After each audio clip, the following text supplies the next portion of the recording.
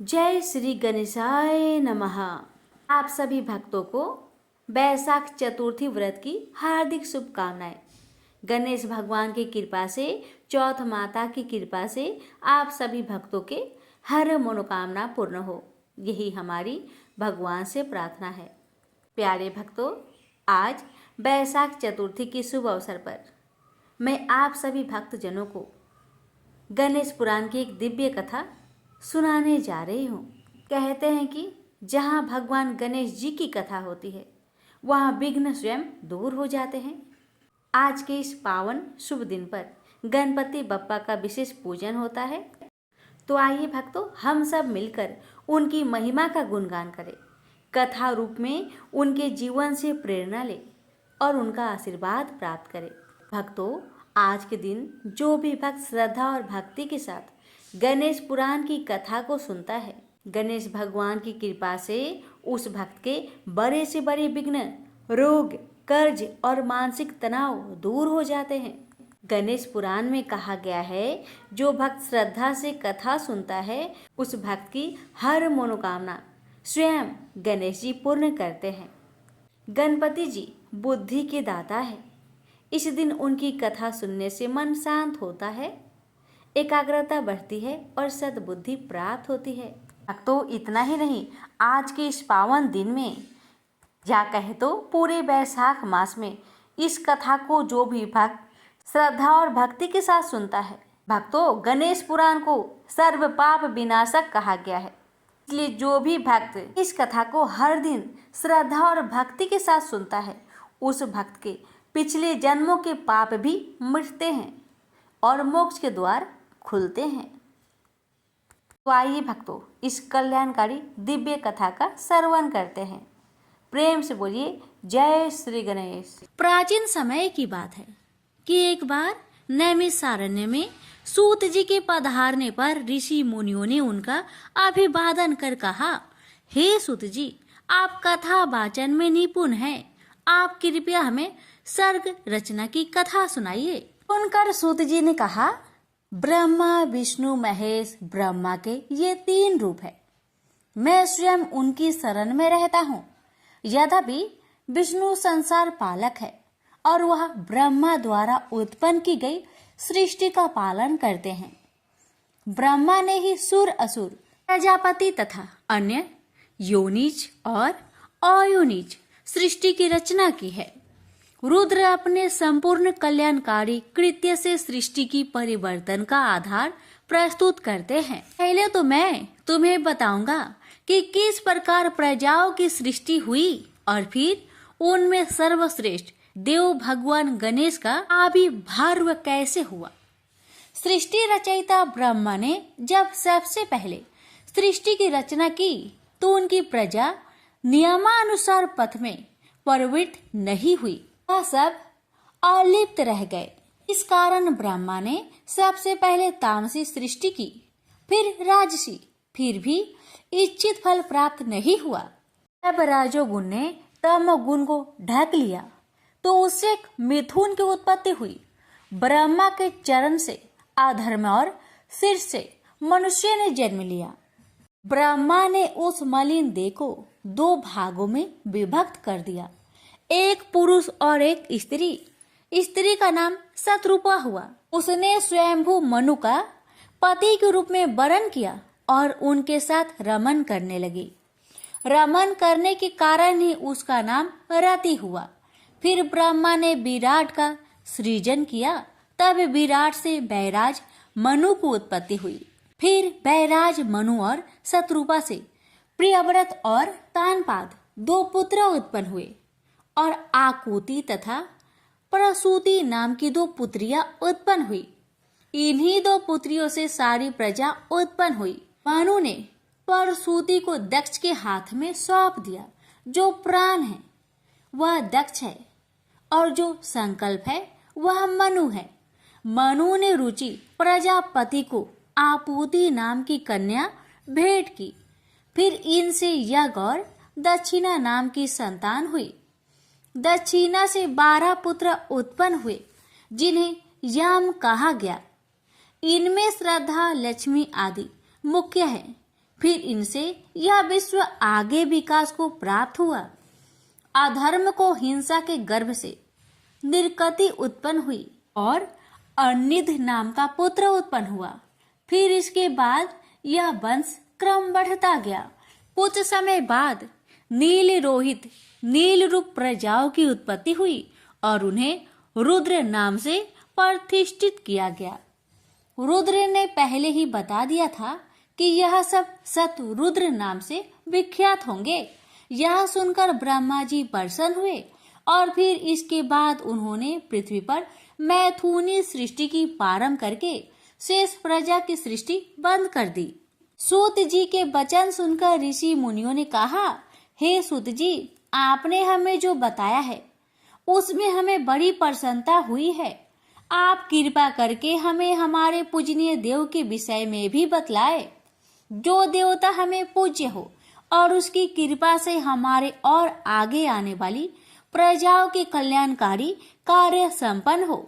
ऋषियों की बात सुनकर सूत जी ने कहा कि ऐसे देव जो केवल एक ही हैं और वह है महादेव और पार्वती के पुत्र श्री गणेश। गणेश जी का नाम सुनते ही ऋषि मुनि बहुत प्रसन्न हुए और उन्होंने सूत जी से निवेदन किया कि आप हमें गणेश जी के विषय में विस्तार से बतलाइए, क्योंकि अभी तक आपने जो कुछ भी बताया है उससे पता चलता है कि गिरिजासुत गणेश जी के जन्म के विषय में अनेक कथाएं प्रचलित है। ऋषियों की बात को सुनकर सूत जी अपने आसन पर बहुत ध्यान पूर्वक बैठ गए। क्षण भर उन्होंने कुछ सोचा और फिर कहना प्रारंभ किया, नमस्तस्मै गणेशाय ब्रह्म विद्या प्रदायिने यस्याय गस्ताय नाश विघ्न सागर शोषणे। गणेश जी देवों में श्रेष्ठ देव है। जो भी कार्य उनको नमन करके प्रारंभ किया जाता है वह अवश्य सफल होता है। सूत जी ने आगे बताया, जो ऋषि मुनि मनुष्य पृथ्वी के वासी गणेशाय नमः का पाठ करके अपना कार्य प्रारंभ करते हैं उन्हें निश्चित ही अपने कार्य में सफलता मिलती है। तब मुनियों ने सूत जी से कहा, पहले तो आप कृपा करके हमें भिन्न रूपों से गणेश जी के जन्मों का वृत्तांत सुनाइए। वे तो महाप्रभु है, उनके जन्म की विभिन्न पुराणों में अलग अलग रूपों में वर्णित किया गया है। और हे सूत जी, हम सृष्टि की आदि व्यवस्था के विषय में भी आपसे जानना चाहते हैं। सूत जी ने मुनियों की जिज्ञासा जानकर कहा, पहले मैं आपको शिव जी और गणेश जी के चरित्र वर्णन से लाभ देकर यह बताऊंगा कि ब्रह्मा विष्णु और महेश भगवान रुद्र के अंग से ही रचे गए हैं। ऋषिगण बोले, कृपया यह बतलाइए कि शिव और गणेश का सर्वश्रेष्ठ रूप व चरित्र क्या है। शिव जी के पुत्र को कैसे प्रसन्न किया जा सकता है। जैसा कि आपने कहा, ब्रह्मा विष्णु और महेश भगवान रुद्र के अंग से उत्पन्न हुए, पर फिर भी महेश के पूर्णास के रूप में माने जाते हैं। सूत जी बोले, एक बार नारद जी ने भी ब्रह्मा जी से ऐसा ही प्रश्न किया था। ब्रह्मा जी ने संसार की रचना, उत्पत्ति और स्वरूप का वर्णन नारद जी से इस प्रकार किया। सृष्टि की प्रारंभिक अवस्था में जब प्रलय हुए और उस विनाश काल में स्थावर, जंगम, सूर्य, ग्रह, तारे आदि सब नष्ट हो गए तो केवल एक सद ब्रह्मा ही शेष बचे थे। उस अंधकार के साम्राज्य में सद ब्रह्मा ही मन, वाणी और इंद्रियों के ज्ञान के प्रकाश से भरे हुए थे, जो योग द्वारा ध्यान मग्न थे।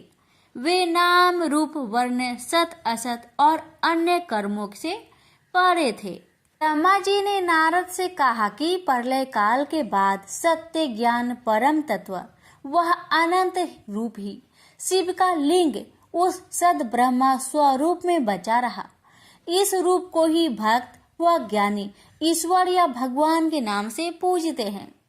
यह शिव का महान रूप ही परमेश्वर कहलाया। ये शिव ही अपने से अनस्वर शक्ति उत्पन्न करता है। परमेश्वर के इसी स्वरूप का नाम प्रकृति, माया और निर्विकार बुद्धि से जाना जाता है।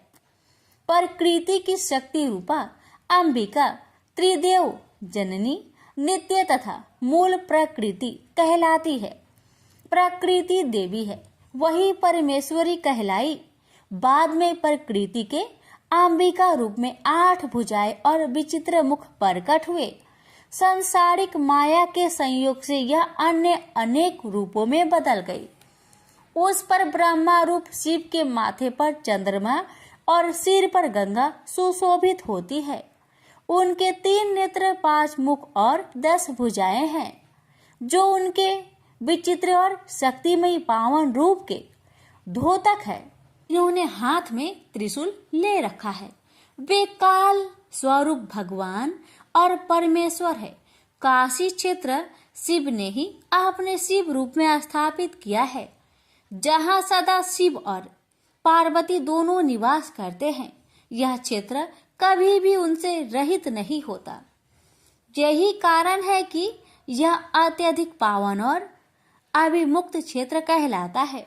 ब्रह्मा जी ने नारद जी से कहा कि शिव जी की इच्छा थी कि वे सृष्टि की रचना करें, पर उन्होंने इसका दायित्व अपने ऊपर नहीं लिया। अपने दक्षिण भाग के 10 मान से एक पुरुष का आविर्भाव किया। इस महान पुरुष का नाम शिव जी ने विष्णु रखा और उन्हें गहन तपस्या करने का आदेश दिया। विष्णु जी बहुत समय तक तप में लीन रहे। फिर एक दिन शिव जी उन पर प्रसन्न हो गए, जिससे विष्णु जी के शरीर से अनेक जलधाराएं निकलने लगी। उन जलधाराओं को देख विष्णु जी उन पर मोहित हो गए और निश्चित होकर सो गए। नार अर्थात जल पर सोने के कारण संसार में उन्हें नारायण के नाम से पुकारा जाने लगा। उसी समय से विष्णु जी से ही सृष्टि के समस्त तत्वों का जन्म और उनका विस्तार हुआ। इस प्रक्रिया में प्रकृति के 3 गुण अहंकार, अहकार से 5 तंत्र मात्राएं शब्द, रूप, रस, गंध और पंचभूत पृथ्वी, जल, आकाश, तेज और वायु प्रकट हुए। इसके बाद 5 ज्ञानेन्द्रिया नेत्र, कान, नाक, जीवा और त्वचा की उत्पत्ति हुई। फिर 5 कर्मेंद्रिया वाणी, चरण, हस्त, गुदा और उपस्थ उत्पन्न हुए। इस प्रकार शिव जी की इच्छा से ही 24 प्रकार का सार तत्व रूप प्रकट हुआ। नारायण के सो जाने पर शिव जी ने ही अपनी इच्छा से उनकी नाभि से एक कमल की उत्पत्ति की। उसी कमल से उन पर ब्रह्मा शिव जी ने ब्रह्मा अर्थात मेरी उत्पत्ति की। कुछ समय उपरांत मैंने अपने जनक अर्थात कर्ता को ढूंढने की कोशिश की, पर मैं उनका पता न पा सका। फिर धीरे धीरे मैं नाल के सहारे ऊपर आ गया। बाहर आते ही मुझे एक आकाशवाणी सुनाई दी, जिसके अनुसार मैंने 12 वर्ष तक घोर तप किया। उस तप से प्रसन्न होकर विष्णु जी ने मुझे दर्शन दिए। ब्रह्मा जी कहने लगे कि नारद, मैं उन्हें पहचान नहीं पाया। उन्होंने अपने को मेरा पिता बताया, तो मैंने उनका तिरस्कार और अपमान कर दिया। हमारे बीच विवाद छिड़ गया और उसने एक संघर्ष का रूप ले लिया।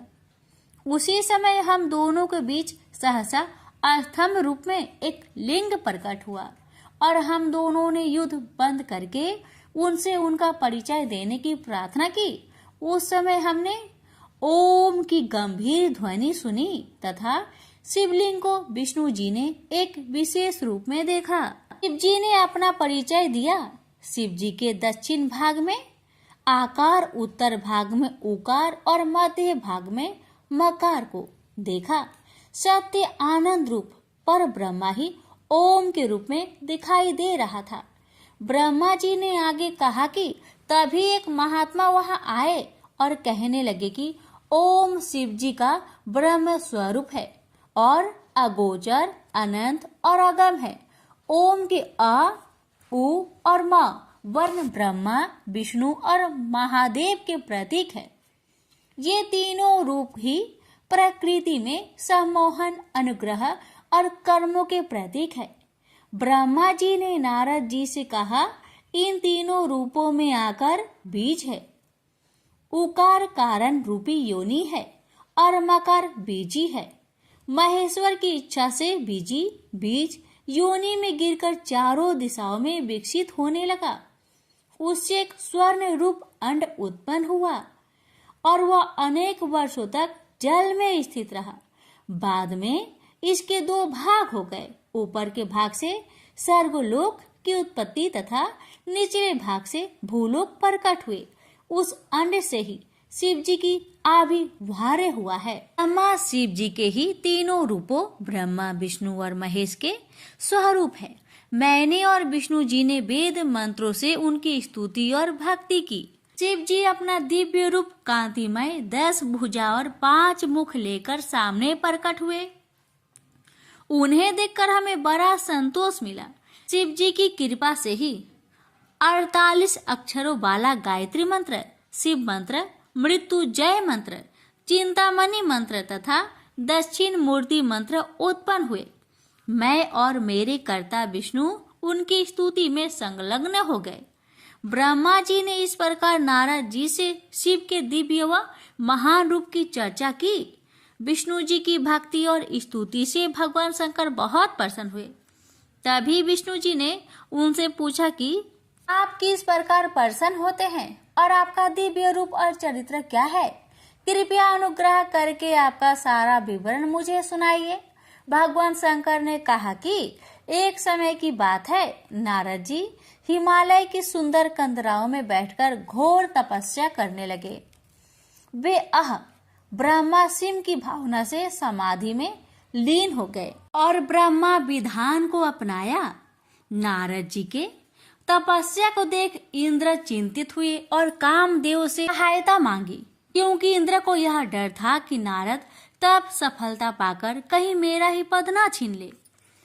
इंद्र के कहने पर कामदेव ने अपने समस्त क्रियाकलापों द्वारा नारद जी के तपस्या क्षेत्र में जाकर उनकी तपस्या भंग करने का अथक प्रयास किया, पर नारद जी तनिक सा भी विकार उत्पन्न न हुआ। शिव जी ने भी नारद के तप को बनाए रखने में कामदेव के प्रयासों को असफल कर दिया और वह सारा क्षेत्र कामदेव के प्रभाव से रहित कर दिया। अंततः नारद जी अपनी तपस्या में सफल हो गए। तब कामदेव की असफलता का समाचार इंद्र को मिला तो वह स्वयं नारद जी की प्रशंसा करने के लिए उनके पास गए। नारद जी में भी काम और गर्व की भावना उत्पन्न हो गई और वे शिव जी के पास जाकर अपनी काम विजय की स्वयं प्रशंसा करने लगे। शिव जी ने नारद जी को आत्म प्रशंसा और अपना प्रचार न करने की सलाह दी, पर नारद जी ने उनका यह परामर्श नहीं माना।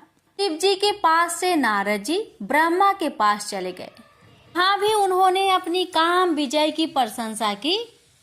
उसके बाद भ्रमण करते हुए वे विष्णु लोक भी गए।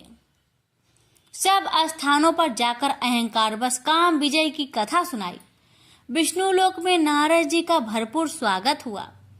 उनके ज्ञान, वैराग्य और तप की प्रशंसा की गई और मन ही मन शिव जी की स्तुति भी। परंतु नारद जी का अहंकार और मद इतना बढ़ रहा था कि उसका नाश होना अवश्य हो गया। विष्णु जी और शिव जी ने मिलकर उनके अहंकार को नष्ट करने हेतु एक योजना बनाई। नारद जी के मार्ग में उन्होंने एक सुंदर नगर बसाया। उसके शासक नीलनिधि की अनुपम सौंदर्यमयी कन्या का स्वयंवर करवाया गया। भ्रमण करते करते जब नारद जी वहां पहुंचे तो उस आदित्य रूपसी कन्या ने उन्हें प्रणाम किया।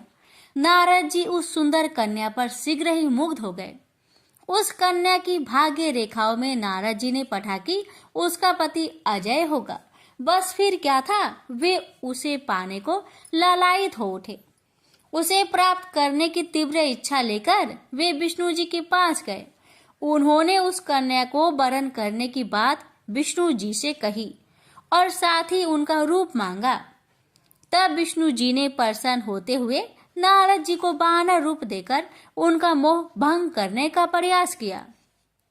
नारद जी वानर रूप लेकर नीलनिधि के यहाँ स्वयंवर में जा उपस्थित हुए। नारद जी खुशी खुशी स्वयंवर के स्थान पर पहुँचे।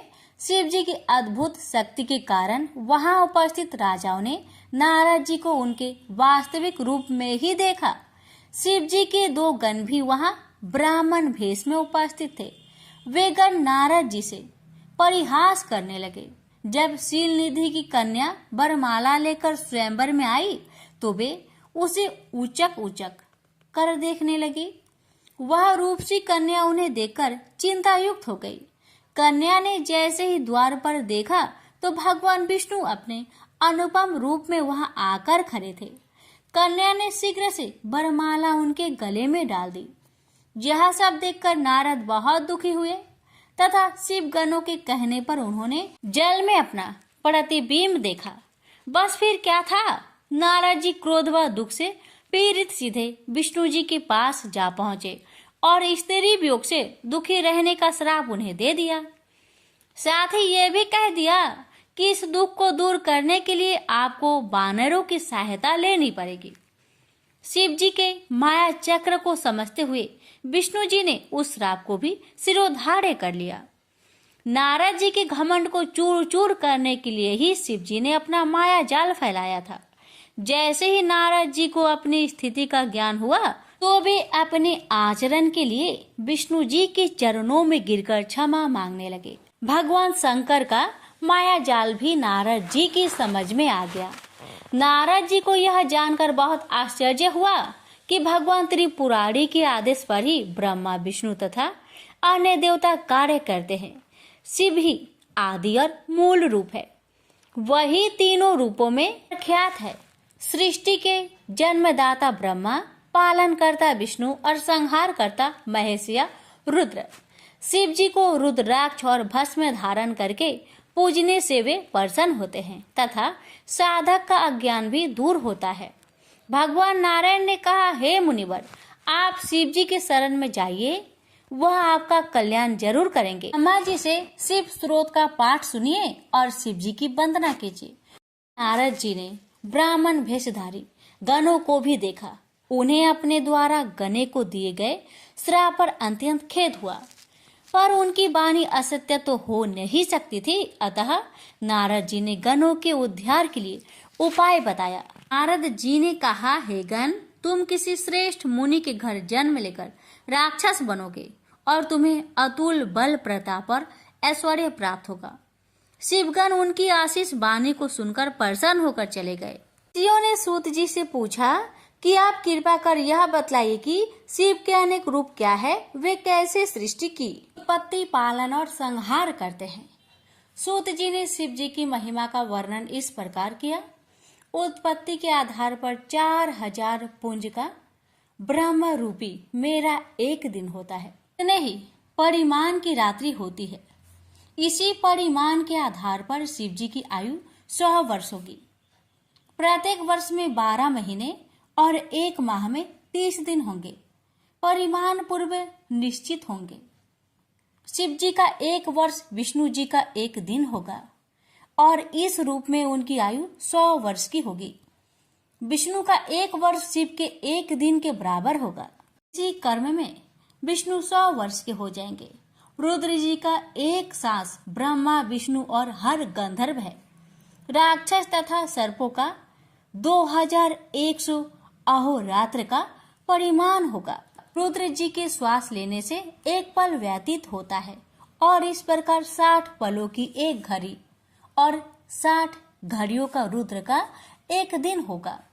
रुद्र के श्वास लेने की संख्या में कोई गिनती होती ही नहीं और जब सारी सृष्टि भी समाप्त हो जाएगी तो केवल रुद्र ही रहेंगे और शासन करेंगे। विष्णु जी ने नारद जी को समझाया था कि आप शिव जी की अर्चना और पूजा कीजिए तो आपका कल्याण होगा। ऐसा कहकर विष्णु अंतर ध्यान हो गए।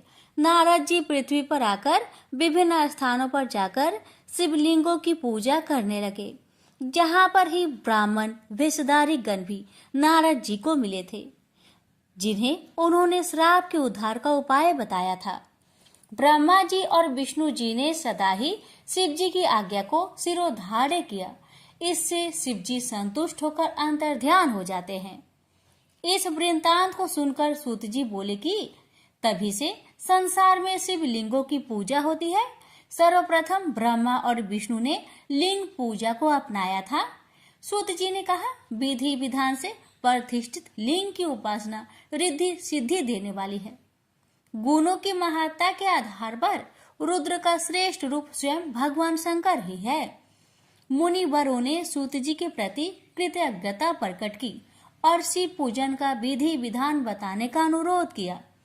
ऋषियों के प्रश्नों को सुनकर श्री सूत जी ने कहा कि ब्रह्मा से नारद जी ने, उपमन्यु से कृष्ण ने और सनत कुमार से व्यास जी ने यही प्रश्न किया था। फिर सूत जी ने शिवलिंग की पूजा का विधि विधान ऋषियों को बताया।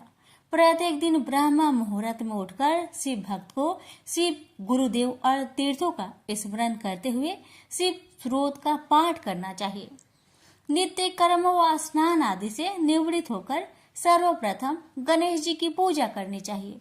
उसके पश्चात शिवलिंग की स्थापना करके 3 बार प्राणायाम और 3 बार आचमन करें। ओम त्र्यंबक यजामहे मंत्र उच्चारण करके शिव जी का ध्यान करना चाहिए। फिर प्रणव मंत्र से षड्न्यास करते हुए शिव जी की पूजा आरंभ करें। शिव भक्त वेद मंत्र का उच्चारण करते हुए सहस्त्र जलधारा शिवलिंग को स्नान कराए, चंदन पुष्प मालाएं अर्पित करते हुए प्रणाम करें। अंजलि में पुष्प लेकर आप्त काम होने, इच्छित फल पाने की कामना करते हुए शिवलिंग पर फूलों की वर्षा करें। मन से आराधनों की क्षमा याचना करके आचमन करें। फिर अपनी कार्य सिद्धि के लिए प्रयास करें। निश्चय ही शिव जी उन भक्तों पर कृपा करते हैं। पूर्व समय की बात है कि संसार के दुखों और कष्टों को देखकर ब्रह्मा जी के मन में उपकार का विचार आया। वे अन्य देवताओं को लेकर विष्णु के पास गए। वहां जाकर ब्रह्मा जी ने विष्णु से प्रश्न किया कि दुरित विनाश के लिए किस देवता की पूजा करनी चाहिए। विष्णु जी बोले कि बस एक भगवान रुद्र देव ही है, जो सब दुखों का निवारण करते हैं। वे ही पूजनीय व सेव है। शिव जी की पूजा से मनुष्य के सभी दुरित नष्ट होते हैं और सुख व मुक्ति के मार्ग सुलभ हो जाते हैं। फिर विश्वकर्मा जी ने विष्णु जी के आदेश से अनेक शिवलिंगों की रचना की और उन्हें विभिन्न देवताओं को दे दिया। जब देवताओं को शिवलिंग की प्राप्ति हो चुकी तो विष्णु जी ने ब्रह्मा की प्राप्ति के लिए प्रतिमा पूजन की साधन बताया। जैसे जल को सींचने से शाखाएं हरी भरी हो जाती है, वैसे ही शिवलिंग की पूजा से सभी देवता प्रसन्न हो जाते हैं। विष्णु जी से यह जानकर देवतागण अपने अपने धाम को लौट आए और एकचित होकर निष्ठा पूर्वक शिवलिंग की पूजा करने लगे। ब्रह्मा जी ने नारद से यह भी कहा कि इन पत्र पुष्पों से शिव जी की पूजा करने से क्या फल मिलता है। लक्ष्मी प्राप्ति के लिए शिव की पूजा कमल पत्र, शंख पुष्प और बेल पत्र से करनी चाहिए। 50 कमल पुष्पों से शिव पूजन रोग निवारक होता है। 1 सहस्त्र कमलों की पूजा भाग्यदायक होती है। मुक्ति के इच्छुक को कुशा से, आयु के इच्छुक को ध्रुवा से तथा पुत्र के इच्छुक को धतूरे से शिवलिंग की पूजा करनी चाहिए। शत्रु नाशक के लिए शिव जी की पूजा आग के फलों से करनी चाहिए। प्रताप का इच्छुक भी आग से पूजा करे। कनेर के पुष्पों से की गई पूजा दरिद्रता दूर करती है। हर श्रृंगार के पुष्पों से की गई पूजा सुख समृद्धि प्रदान करती है। शत्रु की मृत्यु के लिए राई के पुष्पों से पूजा करनी चाहिए। की और चंपा के पुष्प शिव पूजा का विधान से बहिष्कृत है। ऋषियों ने सूत जी से पूछा कि शिव जी अंतर्ध्यान कैसे हो गए, तो उन्होंने कहा कि नारद जी ने भी ब्रह्मा से यही प्रश्न किया था। तब ब्रह्मा जी ने बताया कि शिव जी के अंतर्ध्यान होने पर मैंने हंस का और विष्णु जी ने वरा का रूप धारण कर लिया और सृष्टि की रचना पर विचार करने लगे। हंस और वरा का रूप धारण करने का कारण भी ब्रह्मा जी ने बताया। हंस की गति सदैव ऊपर जाने की और वराह की गति सदैव नीचे जाने की होती है। नारद जी के जिज्ञासु दृष्टि को देख ब्रह्मा जी ने उन्हें समझाया कि हंस में क्षीर नीर जैसी विवेक बुद्धि और तत्व ज्ञान की अद्भुत शक्ति है। हंस ही ज्ञान अज्ञान के निर्धारण में सर्वाधिक सक्षम है। वरा के नीचे जाने की निश्चल गति होती है। अतः विष्णु जी ने उसका रूप धारण कर लिया। सृष्टि की रचना से परिचित कराते हुए ब्रह्मा जी ने नारद जी से कहा कि शिव जी के अंतर ध्यान हो जाने पर विष्णु जी ब्रह्मांड को छोड़कर बैकुंठ चले गए और उस समय मैंने शिव जी और विष्णु जी को सर्वप्रथम प्रणाम किया तथा सबसे पहले जल का निर्माण किया। उस जल में एक अंजलि डालकर 24 तत्वों वाला एक अंड प्रकट किया। बाद में वह विराट रूप में प्रकट हुआ। ब्रह्मा जी ने नारद जी से कहा कि उस विराट रूप में चेतना व जीवन डालने के लिए मैंने 12 वर्ष घोर तप किया। फलस्वरूप अंत में विष्णु जी ने उस अंड में प्रविष्ट होकर उसे चैतन्य किया। इसके बाद जब मैंने सृष्टि रचना का कार्य प्रारंभ किया तो सर्वप्रथम अभिधा और अंधकार प्रधान पाप की सृष्टि की रचना मेरे सामने प्रकट हुई। उससे मैंने अस्थावरों की रचना की। फिर मैं पूरा मुख्य सृष्टि का निर्माण करने के लिए शिव जी का ध्यान करने लगा। उनकी अनुकंपा से तिरछे चलने वाले जीव पैदा हुए। पर नारद, मैं उस सृष्टि रचना से संतुष्ट नहीं हुआ। मैंने सतोगुणी देवों की सृष्टि की रचना की। उसके बाद शिव जी की आज्ञा से मैंने रजोगुण प्रधान मानव की रचना की।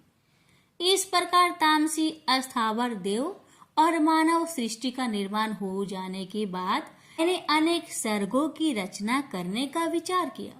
सर्गों की रचना में 3 सर्ग उत्पन्न हुए। पहला महत् सर्ग, दूसरा सूक्ष्म भौतिक सर्ग तथा तीसरा वैचारिक सर्ग। वैचारिक सर्ग से प्राकृतिक सृष्टि उत्पन्न हुई। इस प्राकृतिक में विकार उत्पन्न हो जाने पर अवर्णीय कुमार सर्ग की उत्पत्ति हुई। निजात्मक सर्ग की अस्तित्व में आने पर मानस पुत्र और सनकादि उत्पन्न हुए। सनकादि को वैराग्य भावना थी, अतः उन्होंने सृष्टि रचना के मेरे आदेश की अवज्ञा की। उनके व्यवहार पर मुझे अत्यधिक क्रोध आया और उसके कारण मेरे नेत्र से आंसू भी आने लगे। मेरी दुखित अवस्था को देखकर भगवान विष्णु प्रकट हुए और मुझे सांत्वना दी। उन्होंने कहा कि मैं भगवान शिव की आराधना करूं। मेरे शिव ध्यान से भगवान शंकर प्रसन्न हुए। वे अर्धनारीश्वर नीलोहित शिव रूप में प्रकट हुए और मेरी प्रार्थना पर उन्होंने अपने अनुकूल रुद्र की स्थापना की। मैंने शिव जी से प्रार्थना की कि ऐसे मानवीय सृष्टि की रचना करे जो मरना धर्म हो, पर महादेव इस कार्य को करने को तैयार न हुए। उन्होंने दुख सागर में निमग्न होने वाली और शुभ न लगने वाली सृष्टि की रचना न करने इच्छा प्रकट की। शिव जी ने कहा कि मैं शरणागत का उद्धार करता हूँ और उसे तत्व ज्ञान कराता हूँ, इसलिए मैं सुख दुखमयी प्रजा की सृष्टि नहीं करूंगा। ऐसी सृष्टि का कार्यभार आप ही संभाले। हाँ, मायावी बाधा तुम्हें इस कार्य में उपस्थित नहीं होगी। ऐसा कहकर शिव जी तो अंतर ध्यान हो गए और मैंने अपने कार्य सृष्टि रचना को करते रहने का विचार बना लिया। मैंने 5 भूतों के वशीकरण के द्वारा पृथ्वी, जल, वायु, आकाश, पर्वत, समुद्र, वृक्ष आदि का काला आदि से युक्त युग व पलों की सृष्टि की। हे नारद, इस पर भी मैं संतुष्ट न हुआ। फिर मैंने पुनः शिव जी का ध्यान किया। इस बार मैंने अंबिका सहित शिव जी की स्तुति की। इसलिए उसके बाद मुझे जो शक्ति प्राप्त हुई उससे मैं संतुष्ट हुआ। फिर मैंने नेत्र से मरीच को, हृदय से भृगु को, समान वायु से वशिष्ठ को, आपान वायु से ऋतु को, अंगिरा को सिर से, पुलह को कर्ण से, पुलसत्य को उदान वायु से, आत्री को स्रोत से, ऋतु को प्राण से निर्मित किया। हे नारद, अपनी छाया से तुम्हें और कदर्म को बनाया। सब साधनों के आधार भूत धर्म को अपने संकल्प से जन्म दिया। फिर मैंने परम संतोष का अनुभव किया। सृष्टि रचना के इसी क्रम से मैंने स्वयं को 2 रूपों में विभक्त किया, एक पुरुष और एक नारी। पुरुष का रूप मनु और स्त्री का रूप शत्रुपा था। उन स्त्री व पुरुष से मैंने मैथुनी सृष्टि उत्पन्न की। उन दोनों से 2 पुत्र प्रियव्रत व उत्तानपद तथा 3 पुत्रियां आकृति, देवहूति व प्रस्तुति उत्पन्न हुई। आकृति को रुचि ने ग्रहण किया, देवहूति को कदर्म ने और दक्ष प्रजापति ने प्रस्तुति को ले लिया। इन सब संतानों से चर अचर संसार भर गया। जगत में इस प्रकार मेरे ही सब रूप फैल गए। आकृति से 2 संतान उत्पन्न हुई, दक्षिण और यज्ञ। फिर यज्ञ ने दक्षिण के 12 पुत्र को जन्म दिया। देवहूति से भी अनेक संतानें उत्पन्न हुई। दक्ष ने 24 कन्याओं को जन्म दिया, जिनमें श्रद्धा, लक्ष्मी, धृति, पुष्टि, मेधा, क्रिया, बुद्धि, लज्जा, वायु, शांति, सिद्धि और कृति, इनको उन्होंने यमराज को दे दिया। इस अन्य पुत्रियां पिता को सौंप दी, जिनके नाम ख्याति, स्मृति, प्रति, क्षमा, संतति, अनुरूपा, स्वाहा, स्वाधा, भृगु, भाव, मरीच, अंगिरा, पुलसत्य, ऋतु, अत्रि, वशिष्ठ, बन्य आदि थे। इन सब की उत्पत्ति के बाद तो शिव जी की ऐसी कृपा हुई कि सृष्टि में असंख्य जीव व जातियां उत्पन्न हुई, जिनमें ब्राह्मण की सर्वोत्कृष्ट जाति है। ब्रह्मा जी ने नारद जी को शिव के और भी रूपों का वर्णन करते हुए कहा कि निर्गुण भगवान शिव का बायां अंग विष्णु है। मैं ब्रह्मा उनका स्वयं अंग हूँ और उनका हृदय रुद्र है। इसी क्रम से 3 गुण सत्व, रज और तम की स्थिति जानी जाती है।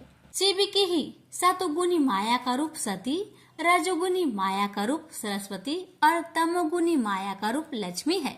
सती का विवाह शिव जी के साथ हुआ। सती ने अपने पिता दक्ष के यहाँ स्वयंवर में शिव जी का स्थान न देखकर अपने प्राण त्याग दिए थे। देवताओं के आग्रह पर फिर सती ने हिमाचल के गर्भ जन्म लिया, जिसका नाम पार्वती था। पार्वती ने तपस्या करके फिर से शिव जी को प्राप्त किया। शिव जी के विषय में अनेक बातें जान लेने पर भी नारद जी ने कहा, हे पूज्य पितामह ब्रह्मा, क्या आप मुझे शंकर जी के हिमालय गमन व कर्मों के बारे में बताने की कृपा करेंगे? ब्रह्मा जी ने कहा कि पूर्व समय में कौंपिल्य नगर में यज्ञदत्त नाम का पुरोहित रहता था, जो वेदांत का ज्ञाता और महान विद्वान था। वह अपनी विद्वानता के लिए प्रसिद्ध था। उसकी महानता का यश चारों ओर फैला था। गुणनिधि नाम का उसका एक पुत्र था। गुणनिधि का चरित्र अपने पिता के बिल्कुल विपरीत निकला। बचपन से ही गुणनिधि बुरी संगत में पड़ गया। जुआ, चोरी और नशे के दुर्गन उसमें पड़ गई। वह जुआ खेलने के लिए घर का सामान चुरा चुरा कर ले जाने लगा। गुणनिधि की माता ने यह सब उसके पिता से छिपाया। जब भी यज्ञदत्त अपने पुत्र के विषय में कोई बात पूछता अथवा कहता तो वह कह देते कि गुणनिधि देव पूजन, विद्या अध्ययन और सत्कर्मों में लगा है। गुणनिधि की वयस्क होने पर उसका विवाह हुआ, पर माता के बार बार समझाने पर भी उसने अपने दुष्कर्म नहीं छोड़े। वह और अधिक जुआ व मदिरापान करने लगा। माता ने कहा, पुत्र, यदि राजा को तुम्हारे दुष्कर्म का पता चल गया तो वे तुम्हारे पिता को आजीविका से निकाल देंगे, जिसके कारण तुम्हारे पिता को अत्यधिक दुख व कष्ट होगा। लेकिन पुत्र ने माता का कहना भी नहीं माना। जब भी यज्ञदत्त ने पुत्र के विषय में जानकारी लेनी चाहिए, माता बहाने बनाकर बात टाल देती। प्रतिदिन वह घर के आभूषण बेचकर जुआ खेलता रहता। माँ सिर पीट लेती। काश मैंने उनसे कुछ न छिपाया होता। एक दिन यज्ञदत्त ने अपने एक मूल्यवान अंगूठी एक जुआरी के हाथ में देखी। पूछने पर जुआरी ने गुणनिधि का सारा भेद खोल दिया। इससे पिता को अत्यधिक शोभ व खेद हुआ। पिता ने घर आकर पत्नी से उसी अंगूठी की मांग की। पत्नी तरह तरह के बहाने बनाने लगी। यज्ञदत्त ने पत्नी को डांटा और बुरा भला कहा। कि यज्ञदत्त ने कहा कि इससे तो मैं पुत्रहीन होता तो भला था। अपने पिता के विवशता भरे आंसू देखकर गुणनिधि को बड़ी लज्जा आई और वह चिंता से भर गया। इसी गलाने में वह घर छोड़कर कहीं चला गया। भूखा प्यासा अपने किए पर पश्चाताप करने लगा। घूमते घूमते वह एक नगर पहुंचा। शिवरात्रि का दिन था। शिव भक्त शिवालय की ओर जा रहे थे। गुणनिधि भी उनका पीछा करते करते शिवालय पहुंचा। शिव भक्त पत्र पुष्प और मीठे भोजन से भगवान शंकर की पूजा अर्चना करने लगे। गुणनिधि छिपा छिपा सब देख रहा था। वह भूख व प्यास से व्याकुल था, अतः सुगंधित भोजन ने उसे आकर्षित किया। जब शिव भक्त नित्य गायन आदि समाप्त करके सो गए तो गुणनिधि ने अपने दुपट्टे की रस्सी बनाई और दीपक में जलाकर शिव जी के लिए निर्मित वस्तुओं को लेकर भागने की चेष्टा की। अभी उसका पैर एक शिव भक्त से जा टकराया। वह चिल्ला उठा, चोर चोर पकड़ो पकड़ो। इसी पकड़ ढकर में गुणनिधि की मृत्यु हो गई। यमराज के यमदूत उसे पकड़ने आए तो शिवगणों ने उन्हें गुणनिधि को ले जाने से रोका और उसे शिवलोक ले जाने लगे। यमदूतों व गणों में काफी विवाद हुआ। गुणनिधि के पाप कर्मों से यमदूतों ने शिवगणों को अवगत कराया, परंतु शिवगणों ने कहा कि इसने श्रद्धा पूर्वक शिव पूजन देखा है, कीर्तन भजन सुना है, अपने दुपट्टे से दीपदान किया है, अतः इसके पाप कर्म समाप्त हो गए। यमदूतों ने अपनी पराजय स्वीकार कर ली। यमदूत धर्मराज के पास गए और समूचा वृत्तांत उन्हें कह सुनाया। धर्मराज भी कहने लगे कि मैं अपनी सब आज्ञाओं का उल्लंघन सहन कर सकता हूँ, पर विभूतिधारी, रुद्राक्षधारी, त्रिपुंडधारी शिव में आसक्त रखने वाले व्यक्ति को कभी भूल कर भी यहाँ न लाना। जो शिव जी में आस्था रखता है उसे सदा शिवलोक में भेजने की मेरी अस्थायी आज्ञा है। शिवलोक में पहुंचकर काफी समय तक गुणनिधि सुख भोगता रहा। उसके बाद कलिंग नरेश आदि रम के घर दम नामक पुत्र के रूप में उत्पन्न हुआ। वह बालपन से ही शिव जी की आराधना करने लगा। वह इतना पक्का शिव भक्त हुआ कि पिता की मृत्यु के बाद दम यानी गुणनिधि ने देवालय में दीपदान का राजकीय आदेश दे दिया। मृत्यु के उपरांत वही दम शिव जी की कृपा से अलका देश का शासक बना, जो पिछले जन्मों में गुणनिधि था। अलका प्रदेश का राजा बनने के बाद गुणनिधि निरंतर शिव जी की आराधना में लीन रहने लगा। उसने 12,000 वर्षों तक तप करके शिव जी को ऐसे प्रसन्न किया कि वे उसे देवी अंबिका सहित वरदान देने अलकापुरी आए। तब भगवान शिव ने ध्यान मग्न अपने भक्त गुणनिधि को आंखें खोलने के लिए कहा। गुणनिधि ने अपने नेत्र खोलकर भगवान शंकर व माता पार्वती के दर्शन किए।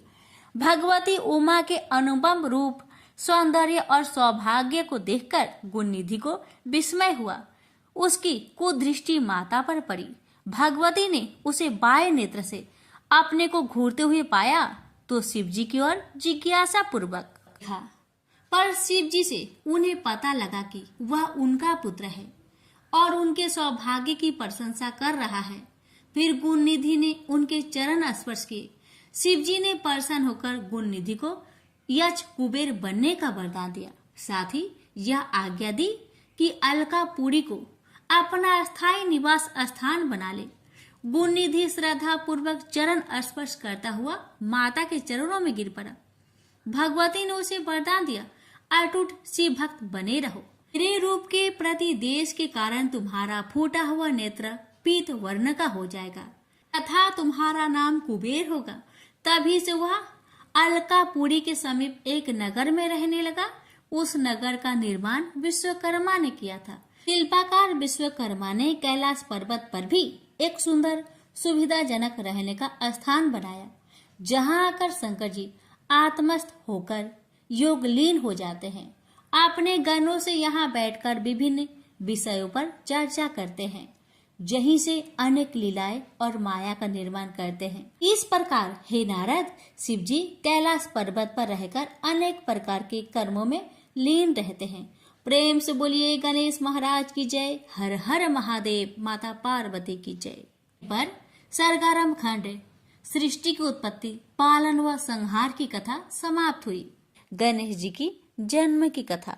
गणेश जी के प्रकट होने की कथाएं अलग अलग पुराणों में विभिन्न प्रकार से दी गई है। इनके प्रकट होने का कथाओं में समानता का अभाव है। हम सभी पुराणों से गणपति के प्रकट होने की कथाओं का सार ग्रंथ में लिख रहे हैं ताकि देवभक्त इन्हें श्रवण कर ज्ञान प्राप्त कर सके और अपने उपास्य और प्रथम पूज्य विघ्नहारी देव की लीलाओं का सही परिचय प्राप्त कर सके। पद्म पुराण के सृष्टि खंड अर्थात रचना विभाग में गजवदन के उत्पन्न होने की सुंदर, मनमोहक, मंगलमयी और कल्याणकारी कथा इस प्रकार वर्णित है। हिमालय की पुत्री पार्वती के विवाह संस्कार के बाद भगवान शंकर अपनी अति स्नेहमयी गिरिजा को अनेक रमणीय, आकर्षक और एकांत वन उपवनों में विहार के लिए ले गए। शिव अति प्रसन्न अवस्था में प्रकृति के अनुपम सौंदर्य का आनंद लेते हुए अपनी अर्धांगिनी गौरा के साथ भ्रमण करते रहे। इस बीच एक बार की बात है कि एक बार भगवान शंकर की अर्धांगिनी पार्वती ने अपने शरीर में चंदन, कपूर और सुवासित तेल युक्त तत्वों का उपटन बनाकर लगाया। शरीर से गिरने वाले उपटन के अवशेष से पार्वती ने खेल खेल में एक पुरुष की आकृति की रचना कर डाली। उस आकृति का मुख गज के समान था। जब माता गौरा स्नान के लिए गंगा नदी में उतरी तो मनोविनोद के लिए उस गजमुख आकृति को पावन पुण्य सलीला गंगा जी में डाल दिया। गंगा जी पार्वती जी को अपनी परम स्नेह सखी मानती थी। तीनों लोगों को तारने वाली गंगा के जल में पड़ते ही उपटन के अवशेषों से बना हुआ खिलौना एक बड़ी आकृति में बदल गया। शंकर के साथ शोभ्यमान होने वाली माता पार्वती ने गजमुख वाली उस रचना को अपना पुत्र कहकर पुकारा। गंगा जी ने भी सहेली के पुत्र को अपना पुत्र मान लिया। देवगण अर्थात देवताओं ने उसे गंगा का पुत्र कहकर आदर सम्मान दिया और गंगा की भांति आराध्य व पूजनीय मान लिया। संसार की सभी कलाओं को उत्पन्न करने वाले ब्रह्मा जी ने उन्हें गणों का स्वामी बना दिया। इस प्रकार सभी देवता गज वदन अर्थात गणपति की पूजा करने लगे। देवगणों के स्वामी, नायक और आराध्य गणेश की पूजा कालांतर में मनुष्य समाज में भी प्रारंभ हो गई। लिंग पुराण के प्रारंभ में गणपति के प्रकट होने की कथा पद्म पुराण से थोड़ी भिन्न है। एक बार की बात है कि सभी देवताओं ने मिलकर एक सभा आयोजित की। उस सभा में यह विचार रखा गया कि असुर सदा ही देवताओं को सताते व युद्ध करते रहते हैं। क्या ही अच्छा हो कि हमारे साथ कोई ऐसा बढ़िया शक्ति लग जाए जिससे देवता असुरों को पराजित कर सके। शिव जी असुरों का पक्ष लेते हैं और उनकी आराधना से शीघ्र ही प्रसन्न हो जाते हैं। उनके वरदान से असुर देवताओं को युद्ध में पराजित कर देते हैं।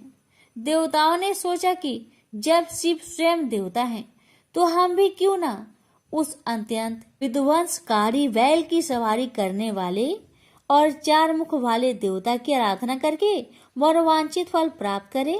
जब शंकर जी असुरों की प्रार्थना को शीघ्र व सहर्ष स्वीकार कर उन्हें मोनो अनुकूल वर देते हैं, तो क्या देवताओं को नहीं देंगे।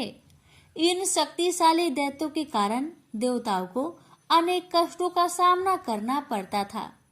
देवता कहने लगे कि हम सभी अपनी विजय और असुरों के कार्य को खंडित करने की शक्ति प्राप्त करने के लिए तुरंत सुख व संतोष देने वाले भगवान आशुतोष शिव की पूजा अर्चना करें।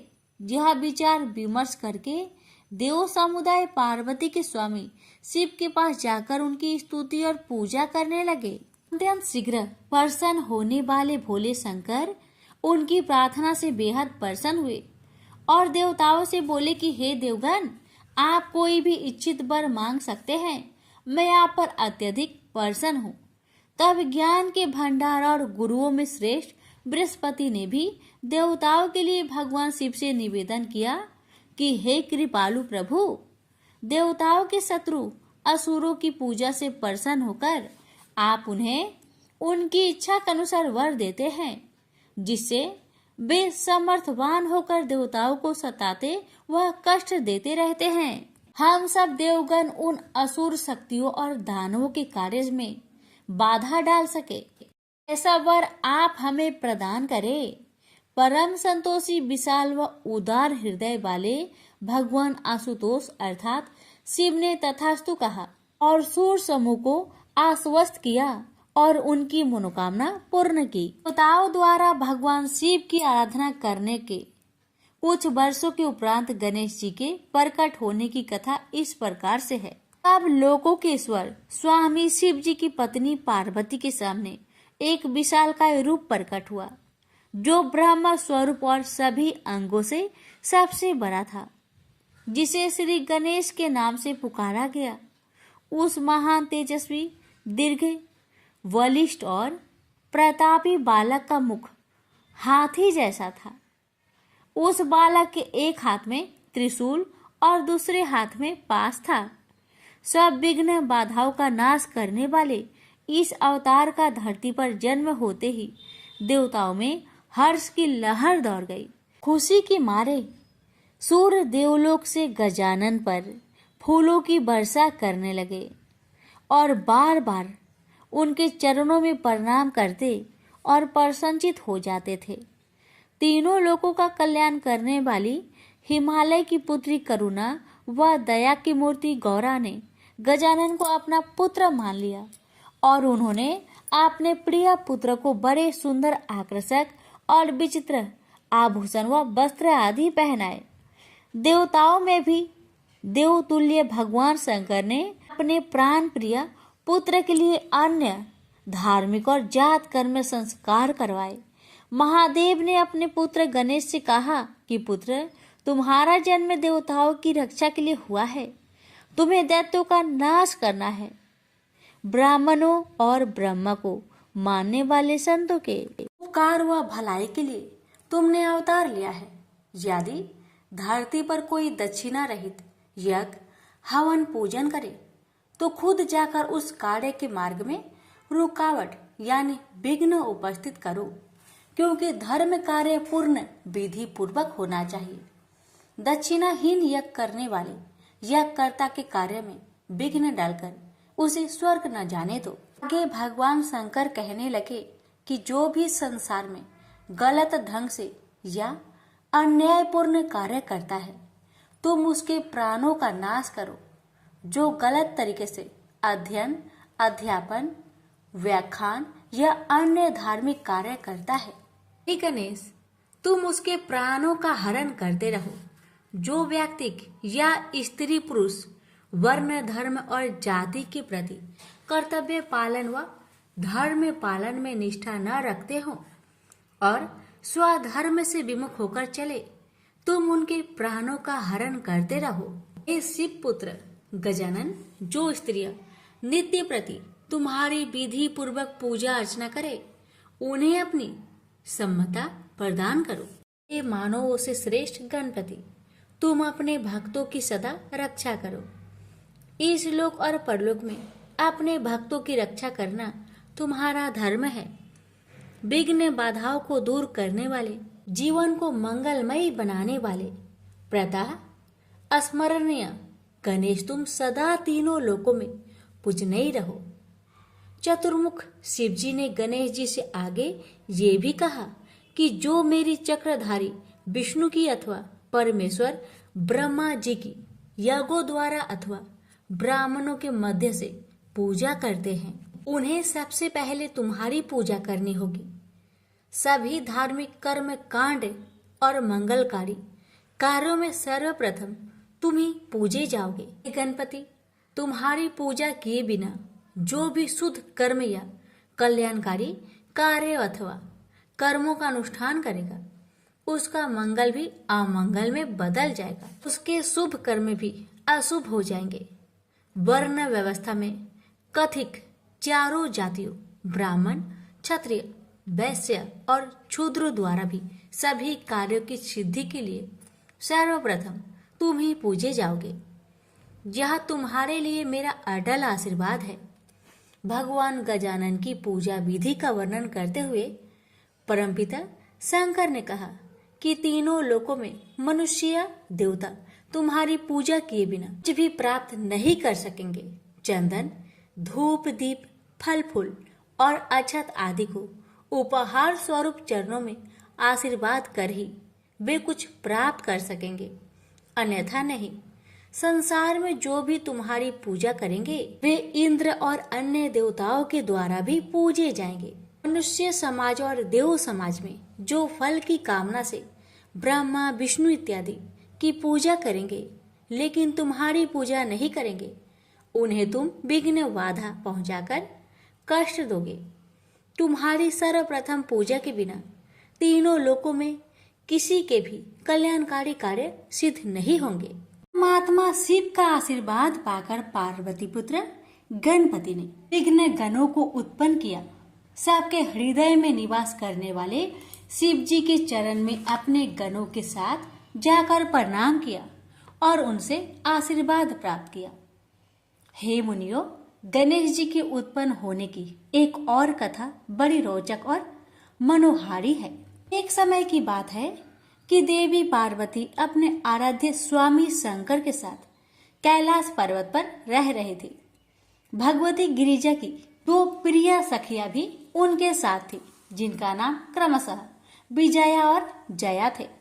नारायणी पार्वती एक दिन अपनी सखियों के साथ बैठी मनोविनोद में व्यस्त थी कि दोनों सखियां कहने लगी कि हे भगवती, सभी गण महेश्वर शिव जी के हैं, आपके नहीं। नंदी, भृंगी, अन्य सभी गण भगवान शंकर की सेवाओं के लिए तत्पर रहते हैं। तुरंत मनोकामना पूर्ण करने वाले भगवान आशुतोष अपने गणों की भक्ति और सेवा से अत्यधिक प्रसन्न हैं। वे गण अपनी अनन्य भक्ति सेवा के कारण ही द्वारपाल बने हुए हैं।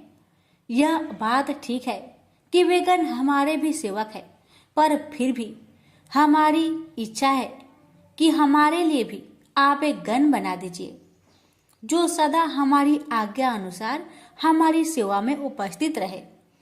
एक दिन शिवजी के गण नंदी स्नानागार के द्वार पर खड़ा था और माँ गौरा स्नानगार में जल क्रीड़ा कर रही थी। पार्वती निश्चित होकर स्नान कर रही थी कि शत्रुओं के नाशक भगवान शंकर अपनी परम प्रिया पार्वती के पास जाने हेतु स्नानगार के द्वार पर पहुंचे। शिवजी के अनन्य उपासक नंदी ने कहा कि माँ पार्वती स्नान कर रही है, आप अंदर नहीं जा सकते। भूत प्रेत महात्माओं में भी पूजनीय भोले शंकर ने नंदी का कहना नहीं माना और अंदर चले गए। शिव प्रिया ने उस हाल में प्रभु शंकर को अपने इतना निकट देखा तो वे लज्जा और संकोच से अस्तमंत खड़ी की खड़ी रह गई। वो बार बार यह सोचकर हैरान हो रही थी कि द्वार पर नंदी द्वारपाल बने खड़े हैं। उनके होते हुए त्रिलोकी के स्वामी मेरे आराध्य यहाँ कैसे पहुँच आए? उनके मन में शिवजी के गणों के प्रति जो भरोसा था उसमें उन्हें कुछ संदेह होने लगा। सोचने लगी कि ये तो केवल भगवान आशुतोष के ही सेवक है। बस फिर क्या था, उन्होंने तुरंत अपनी स्वर्णगुण संपन्न मनोविनोदिनी सखियों के हास प्रयास की बात याद आ गई। पार्वती जी सोचने लगी कि जया और विजया ठीक ही कहती थी कि ये गण तो केवल मेरे प्रभु शंकर जी की कृपा के कारण ही मेरे द्वारपाल बने हुए हैं। वे मन ही मन विचार करने लगी कि यदि मेरा कोई अपना गण होता तो क्या भगवान आशुतोष यूं यकायक स्नानगार में आ सकते थे? ये सच है कि शिवजी के गणों पर मेरा कोई अधिकार नहीं है। मुझे भी अपने पास एक ऐसा सेवक रखना है अक्षरश मेरे आदेश का पालन करे, जो हर प्रकार से गुणी और कार्य कुशल भी हो। इस प्रकार तीनों लोकों की ईश्वरीय देवी गिरिजा ने योग बल अर्थात शक्ति व सामर्थ्य से एक अनुपम गण की रचना कर डाली। वह गण सर्वगुण संपन्न था, सुडौल, विशाल, शोभायुक्त परम बलशाली उसका शरीर था। माता पार्वती ने अपने उस गण को अनेक सुंदर और उत्तम वस्त्र व आभूषणों से सजाया और उसे पास बुलाकर कहने लगी कि आज से तुम मेरे पुत्र हो। तुम्हारे जितना प्यार, दुलारा और स्नेही मेरे लिए कोई और नहीं है। उस विशाल शरीरधारी, तेजस्वी, बुद्धिमान और बलवान पुरुष ने अपनी माता शिवप्रिया पार्वती के चरणों को छुआ और कहने लगे कि माता अंबिके, आपकी समस्त आज्ञाओं का मैं सदैव पालन करूंगा। आप अपनी इच्छा और आज्ञा बताकर मुझ पर कृपा करें। तब सभी देवियों में महान ईश्वरीय देवी भगवती ने खुश होकर अपने पुत्र से कहा कि हर प्रकार से तुम मेरे हो, बस आज से तुम मेरे द्वारपालक बन जाओ। मेरी अनुमति के बिना कोई भी मेरे घर में प्रवेश ना करे, चाहे वह कोई भी हो, कहीं से भी आया हो। इस प्रकार से उस नवनिर्मित गण को माता पार्वती ने एक दंड दे द्वारपालक बनाकर द्वार पर खड़ा कर दिया। थोड़ी देर बाद गोरोचन व कपूर का तिलक धारण करने वाले पार्वती के प्रिय शिव जी वहां आ पहुंचे। ऐसे ही वे द्वार के अंदर जाने लगे कि गणराज ने पूछा, हे मान्यवर देव, आप कहाँ जाना चाहते हैं? माता पार्वती की आज्ञा के बिना आप भीतर नहीं जा सकते। इस समय जगत की माता भगवती स्नान कर रही है, अतः आप यहाँ से वापस लौट जाए। चंद्र के समान तिलकधारी और श्रेष्ठ शिव जी को अपनी प्रिया पार्वती के पुत्र के बारे में तनिक भी ज्ञान न था। चंद्रमौली शिव जी बोले, तुम्हें पता नहीं कि मैं शिव हूँ और जगत जननी गौरा का स्वामी हूँ। मैं स्वयं यहाँ उनसे मिलने आया हूँ।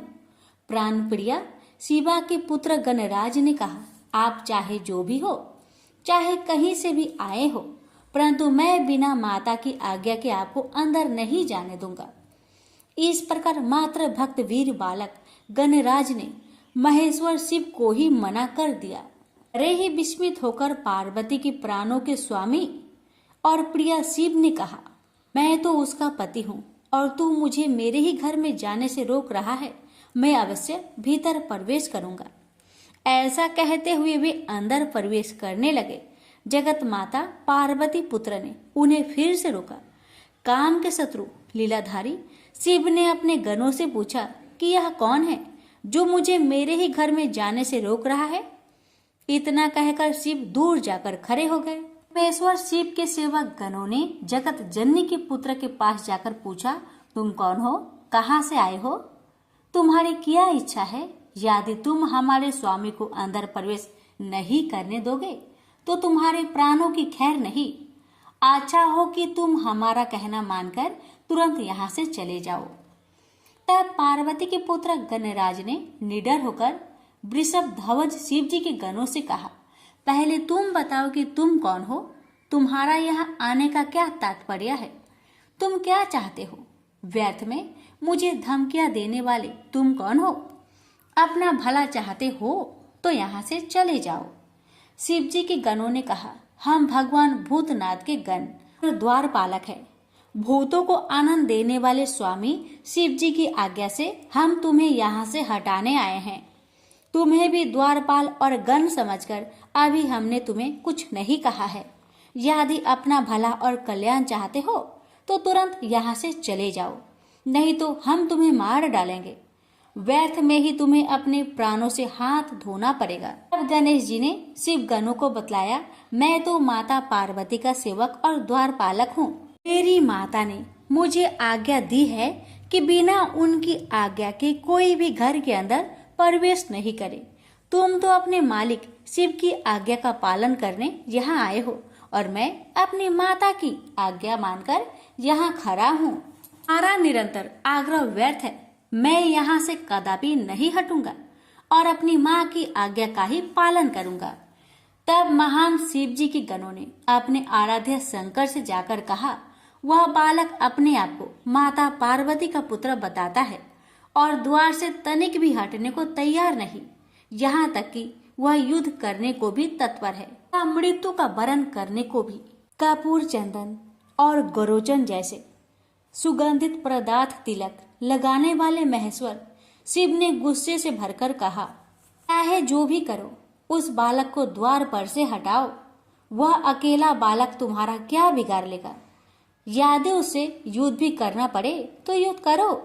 तब नंदी, भृंगी आदि सभी गण इकट्ठे होकर पार्वती नंदन गणेश के पास पहुंचे और उन्हें युद्ध के लिए ललकारा। शिव गणों को अपने पास आते देखकर वीर निडर वह साहसी पार्वती पुत्र गणराज ने उनसे कहा कि मैं अकेला ही बालक तुम सबका मुकाबला करूंगा। मैं महाशक्ति का पुत्र, महान शक्तिधारी, तुम सबके लिए अकेला ही काफी हूँ। वह बलशाली बालक कहने लगा, आज माता पार्वती और तीनों लोकों के प्रभु शिव जी अपने गणों की शक्ति व बल भी देख लेंगे। गणेश जी कहने लगे, आज सब इस बात को जान लेंगे कि पार्वती के पुत्र और तीनों लोकों के प्रभु शिव जी के गणों में कितना बल और ताकत है। गौरा और शिव जी के नाम पर बलवान गणों का एक बालक के साथ युद्ध होगा। आप सब तो बलवान योद्धा है और आपने तो पहले भी कई युद्ध किए हैं, परंतु मेरा तो यह पहला युद्ध है। मैं अकेला बालक हूँ, फिर भी मैं युद्ध करने को तैयार हूँ। मैं आपके साथ अकेले ही युद्ध करूंगा। पर्वतराज की पुत्री पार्वती और उनके पति शिव जी के इस विवाद और बहस में जब तुम्हारी हार होगी तो तुम्हें जरूर लज्जित होना पड़ेगा और साथ ही इस अपमान का सामना माता पार्वती और महादेव जी को भी करना पड़ेगा। गणेश जी ने फिर कहा, हार और जीत हम सब गणों के बीच में नहीं है, अपितु मुझे अपनी माता अंबिका की आज्ञा पालन करने हेतु युद्ध करना है और तुम्हें अपने स्वामी और इष्ट शिव जी की आज्ञा पालन करने हेतु युद्ध करना है। शिव जी महाराज के गण बालक गणेश की इतनी तीखी बातें सुनकर गुस्से से भर गए और उन्होंने गणपति पर आक्रमण कर दिया।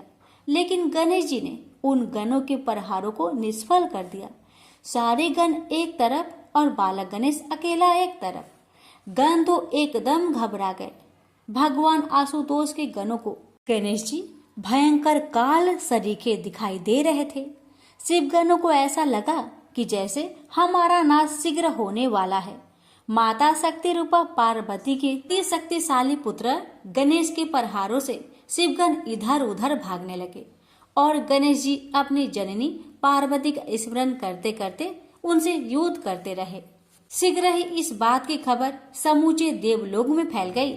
नारद जी और चक्र को धारण करने वाले भगवान विष्णु और ब्रह्मा जी तुरंत ही काम के शत्रु भगवान शिव के पास गए और कहने लगे कि महादेव, ये कैसी लीला हो रही है और यह युद्ध क्यों हो रहा है? कृपया आप ही शीघ्र इस बात पर ध्यान दें। सृष्टि के रचयिता ब्रह्मा जी और विष्णु जी की बात सुनकर शिव जी कहने लगे, एक वीर अजय बलवान बालक मेरे ही घर के द्वार पर बैठकर मुझे अंदर प्रवेश करने नहीं दे रहा। ऐसी अवस्था में मैं क्या करूं? मैं स्वयं सोच में पड़ गया हूं। उस शक्तिशाली बालक ने मेरे सभी गणों और सभासदों को हरा दिया है। वे सब उस बालक के तीखे बाणों से और चोटों से डरकर भाग गए हैं। यह घायल हो गए हैं। आप सब मिलकर उसे समझाए और कोई न्यायपूर्ण मार्ग निकालकर इस युद्ध को रोकने की चेष्टा करे। ब्रह्मा जी ने बालक को अनेक नीतिपूर्ण और मधुर वचनों से समझाया, पर गणेश जी पर उनके उपदेश का एक भी असर ना हुआ। तभी भगवान विष्णु बोले कि देवताओं में महान देवेश्वर शिव जी, यह बालक तो अजय दिखाई देता है। इसकी सरलता से इसे समाप्त नहीं किया जा सकता। बस केवल एक ही मार्ग है। मैं इस बालक को मोह बंधन में बांधकर अपने जाल में फांसकर शक्तिहीन कर दूंगा। तब हे संसार भर में उज्जवल शंभु, आप तुरंत इस पर प्रहार करके इसे समाप्त कर दीजिए। तब एक ओर से भगवान विष्णु ने गणेश जी को मोहित किया और दूसरी ओर से भगवान शंकर ने अपना त्रिशूल उठाकर उन पर प्रहार किया। उससे गणेश जी का मस्तक कटकर दूर जा गिरा और शरीर एक और जा गिरा। तब सब देवताओं व गणों ने सुख और संतोष की सांस ली। खुशी से सभी नाचने गाने लगे। ढोल नगाड़े और मृदंग बजने लगे और देवगण प्रसन्नचित हो गए। जब माता पार्वती को अपनी सखियों से इस बात की सूचना मिली कि उनके पुत्र का वध करके देवगण खुशियां मना रहे हैं, तो शिव पत्नी गौरा दुख के कारण अत्यधिक व्याकुल हो गई और बिलख बिलख कर अपने पुत्र का वियोग करने लगी। पर तुरंत ही महाशक्ति देवी पार्वती कहने लगी, जैसे देवताओं ने मेरे पुत्र को खत्म किया है, वैसे ही मैं उन्हें मृत्यु की अग्नि में झोंक दूंगी, क्योंकि पुत्र का शोक और व्याकुलता मेरे लिए असहनीय हो गई है।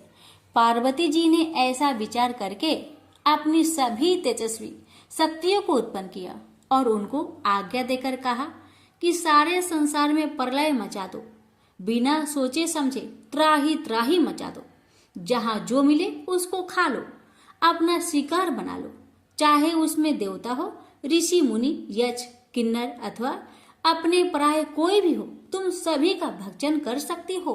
उसके बाद उन देवी शक्तियों ने मिलकर चारों ओर हाहाकार मचा दिया, जहां भी जो मिला उसे अपने क्रोध से भस्म कर दिया या सामने पाते ही उसे समाप्त कर दिया। सभी देवता और राक्षस सोच में पड़ गए। सूरों और असुरों ने मिलकर एक सभा की।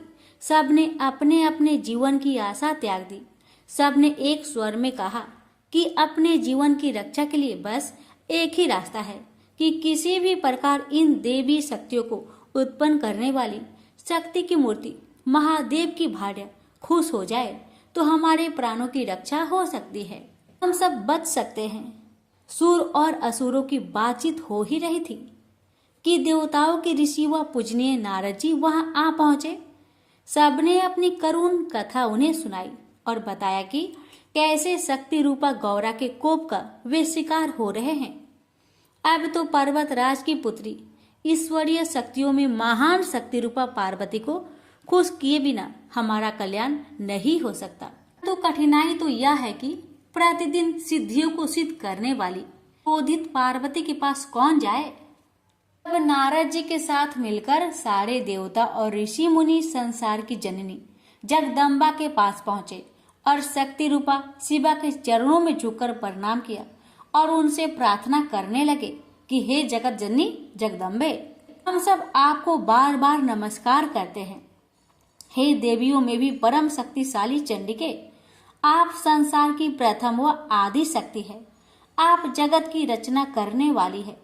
सृष्टि में उपस्थित सब पदार्थों का संहार करने वाली शक्ति है। हे देवी, आपके क्रोध से तीनों लोग व्याकुल हो रहे हैं। आपके गुस्से को सहन करने की क्षमता हम में नहीं। कृपया हमारी विनय प्रार्थना और स्तुति को स्वीकार करें।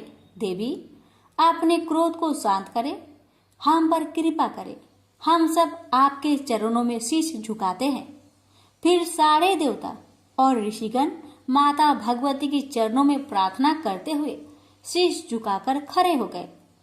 उन देवगण व ऋषिगणों की विनती व स्तुति को सुनकर समस्त लोकों की देवी शिव जी की पत्नी पार्वती का हृदय भी करुणा से भरे बिना न रह सका और उनका मन द्रवित हो गया।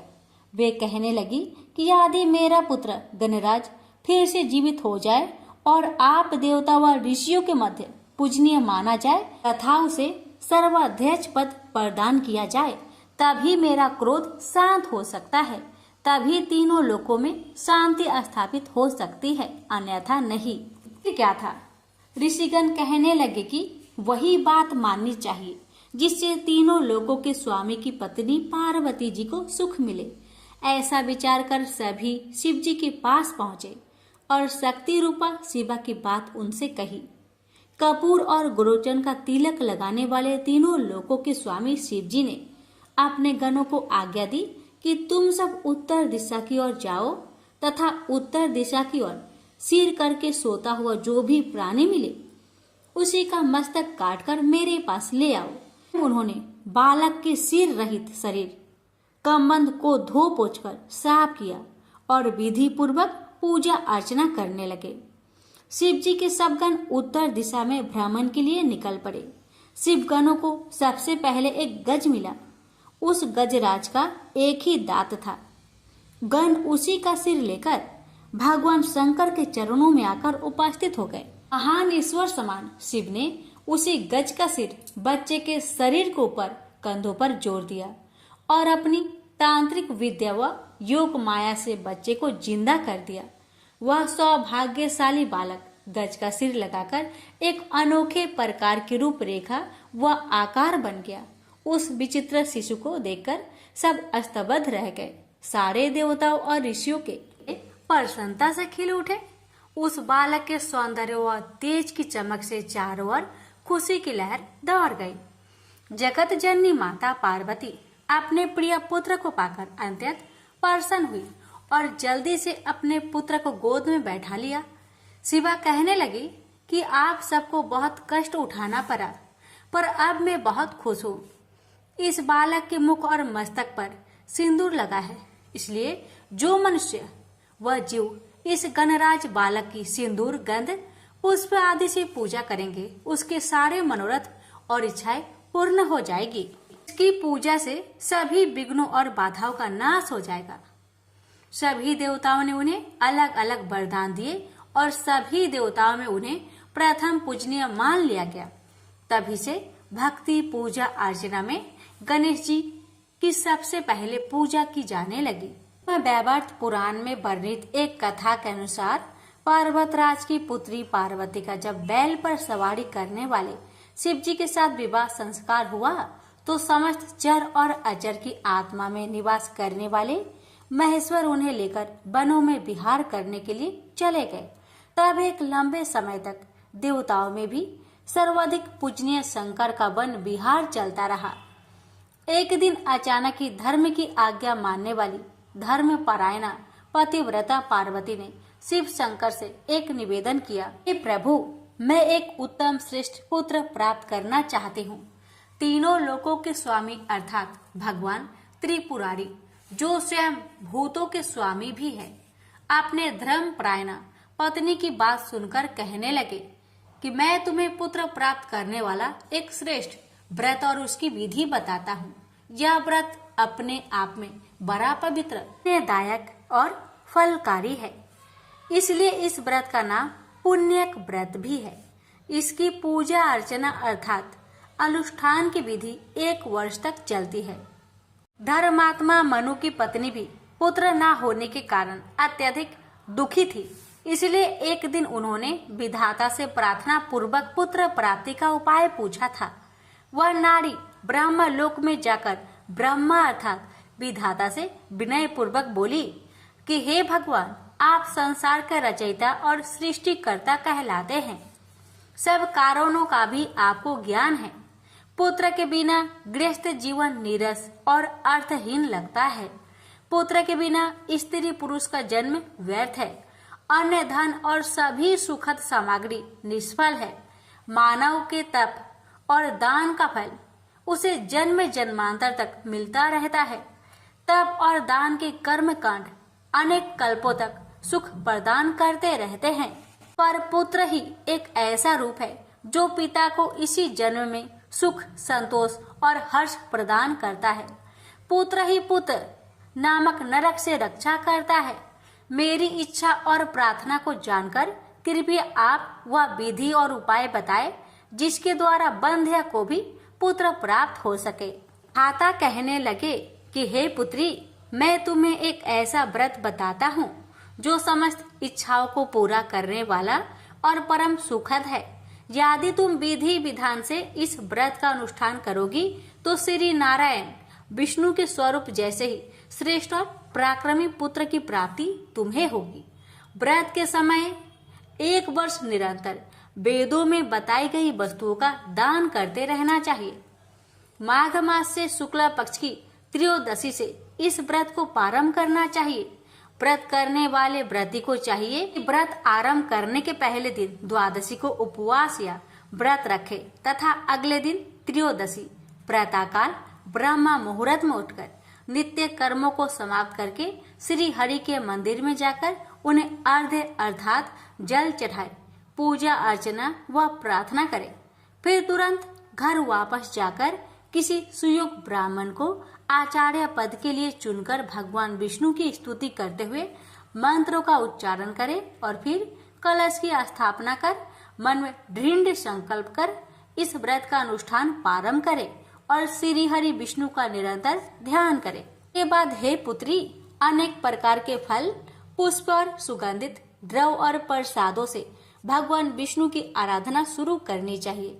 कुष्मांड, श्रीफल, नारियल और जंबीर आदि फलों से श्री हरि की भक्ति करनी चाहिए।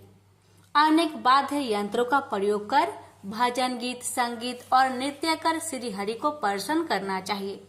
उनकी भक्ति और वर प्राप्ति के लिए 1,00,000 सुगंधित पुष्पों की माला श्री हरि को भेंट करनी चाहिए। भगवान की संतुष्टि और आनंद के लिए अनेक प्रकार के स्वादिष्ट व्यंजनों का प्रसाद बनाकर भोग लगाना चाहिए। फूल, मिश्री और तुलसी के पत्ते का मिश्रण बनाकर श्री हरि के स्थान को सुसज्जित रखना चाहिए।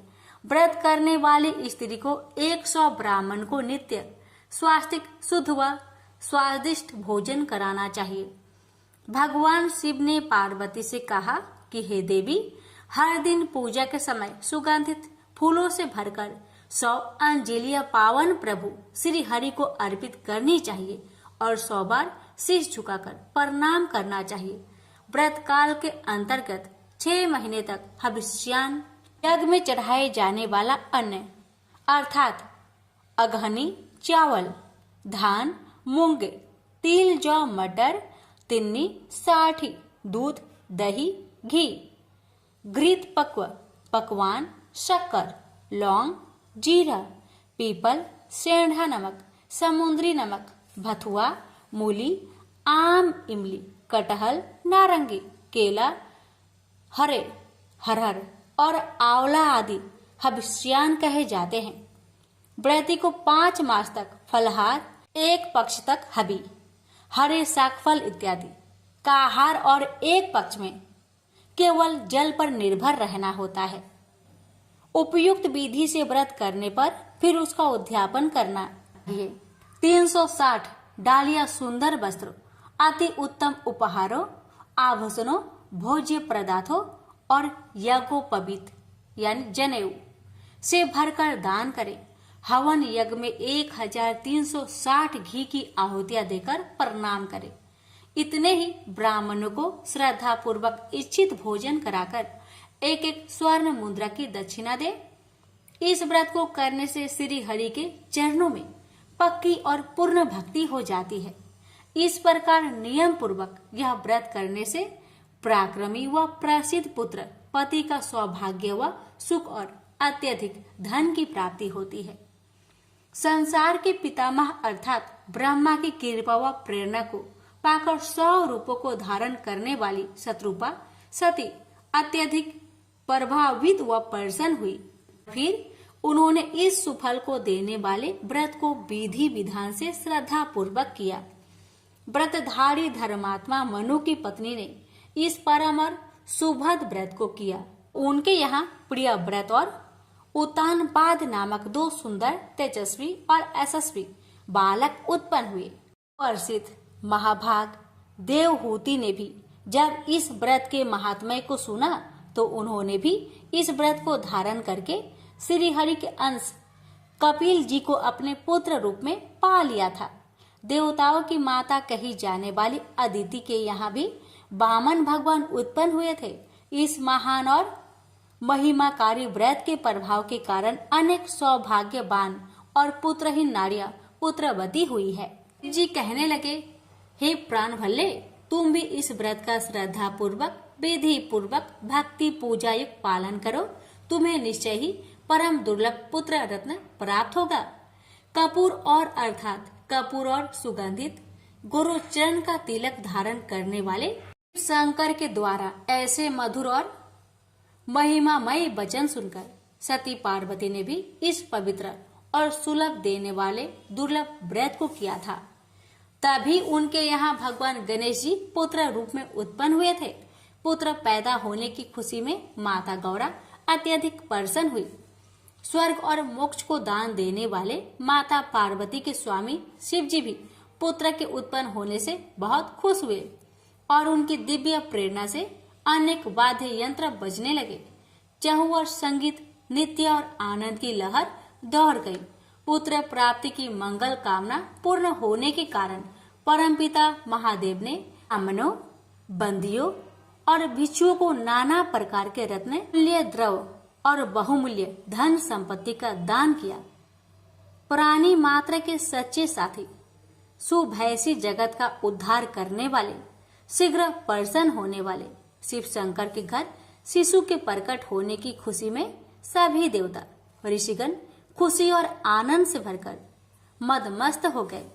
सबने बालक के जीवन के लिए मंगल कामनाएं की। सभी देव समूह, ऋषिगण, गंधर्व, किन्नर वहां आए और शिशु को आशीर्वाद दिया और उसके उज्जवल व मंगलमय जीवन की कामना की। गौरी नंदन अर्थात माता गौरी के पुत्र को देखने के लिए अनेक देवतागण भगवान शंकर के पास आए। देवताओं को गौरी नंदन को देखने जाते हुए सूर्य पुत्र शनिचर अर्थात धीरे धीरे चलने वाला की भी तीव्र इच्छा हुई कि मैं भी भूत भावन अर्थात भूतों को भी अच्छे लगने वाले शिव शंकर के घर जाऊं।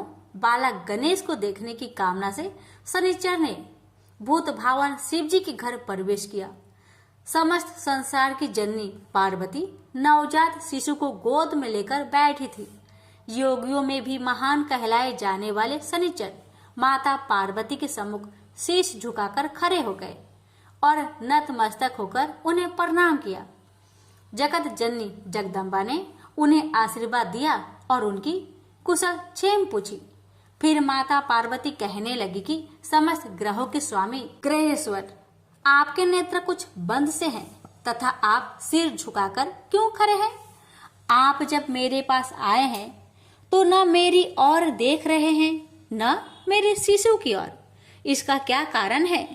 सूर्य के पुत्र शनिचर ने उत्तर दिया, माता, सभी प्राणी इस संसार में अपने कर्मों का फल भोगते हैं।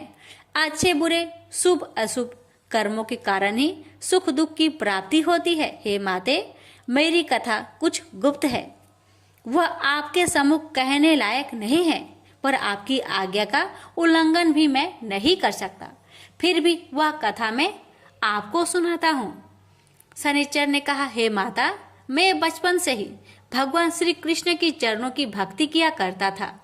सदैव उनके ध्यान में तत्लीन व मग्न रहता था। तो ऐसी अवस्था में भी मेरे पिता श्री सूर्य नारायण ने मेरा विवाह चित्ररथ की पुत्री के साथ करा दिया। मेरी पत्नी बहुत सीधी साध्वी, तेजस्वी और तपस्विनी है। एक दिन की बात है कि मेरी पत्नी ऋतु स्नान के बाद मेरे पास आई। उस समय मैं भगवान के नाम जाप कर रहा था। मुझे सर्वथा अपने आसपास की कुछ ज्ञान नहीं था। चूंकि वह एक सती साध्वी और भक्त थी, अतः अपना अपमान और अवहेलना वह न सह सकी। उसने क्रोध में आकर मुझे श्राप दिया। कहने लगी कि आज से तुम जिसकी तरफ भी देखोगे उसी का अनिष्ट हो जाएगा। फिर भी माता, मैंने ध्यान तोड़कर उसे बहुत समझाया और संतुष्ट किया। उसने बहुत पश्चाताप किया, पर फिर भी श्राप लौटाने में असमर्थ रही। इसी श्राप के कारण जीव हिंसा के भय से मैं सदा अपने नेत्र को झुकाकर रखता हूँ। मैं किसी की ओर दृष्टिपात नहीं करता, क्योंकि उसकी तुरंत मृत्यु हो जाएगी। पार्वती ने जब शनिचर की बातें सुनी तो वे हंसने लगी कि संसार ईश्वर की इच्छा के अधीन है। जो परमेश्वर है वही होता है। अतः तुम जरा भी चिंता न करो तथा तुम मेरी ओर तथा मेरे शिशु की ओर देखो। सूर्यपुत्र शनिचर ने मन ही मन बहुत सोच विचार किया कि मैं पार्वती जी के बालक की ओर देखूं अथवा नहीं। यदि मैं इस तेजस्वी बालक की ओर देखूंगा तो जरूर इसका बुरा हो जाएगा। सबकी ईश्वर रूपा देवी पार्वती की बात भी कैसे टाली जा सकती थी। काफी सोच विचार के बाद योगी शनिचर ने माता जगदम्बा की ओर तो नहीं देखा, तो शिशु की ओर अपनी बाएं आंख के कोने से देखा ही था कि शनिचर की श्रापग्रस्त दृष्टि पड़ने से ही भगवती उमा के प्राणों से भी प्यारे पुत्र गणेश का सिर धड़ से अलग होकर दूर जाकर गिर पड़ा। शनिचर अत्यधिक दुखी हुए और घबराकर अपनी आंखें फेर ली और सिर झुकाकर भगवती के सामने खड़े हो गए। जब माता पार्वती ने खून से लथपथ कबंध शिशु को अपनी गोद में देखा तो दुखी से चित्कार उठी, हाय, ये मेरा शिशु को क्या हुआ। ऐसे दर्दनाक और विस्मित कर देने वाले दृश्य को देखकर उपस्थित कैलाश निवासी अत्यंत दुखी हुए। बालक की ऐसी दशा हो जाएगी ऐसा किसी को भी आभास नहीं था। देवी तो मूर्छित ही हो गई।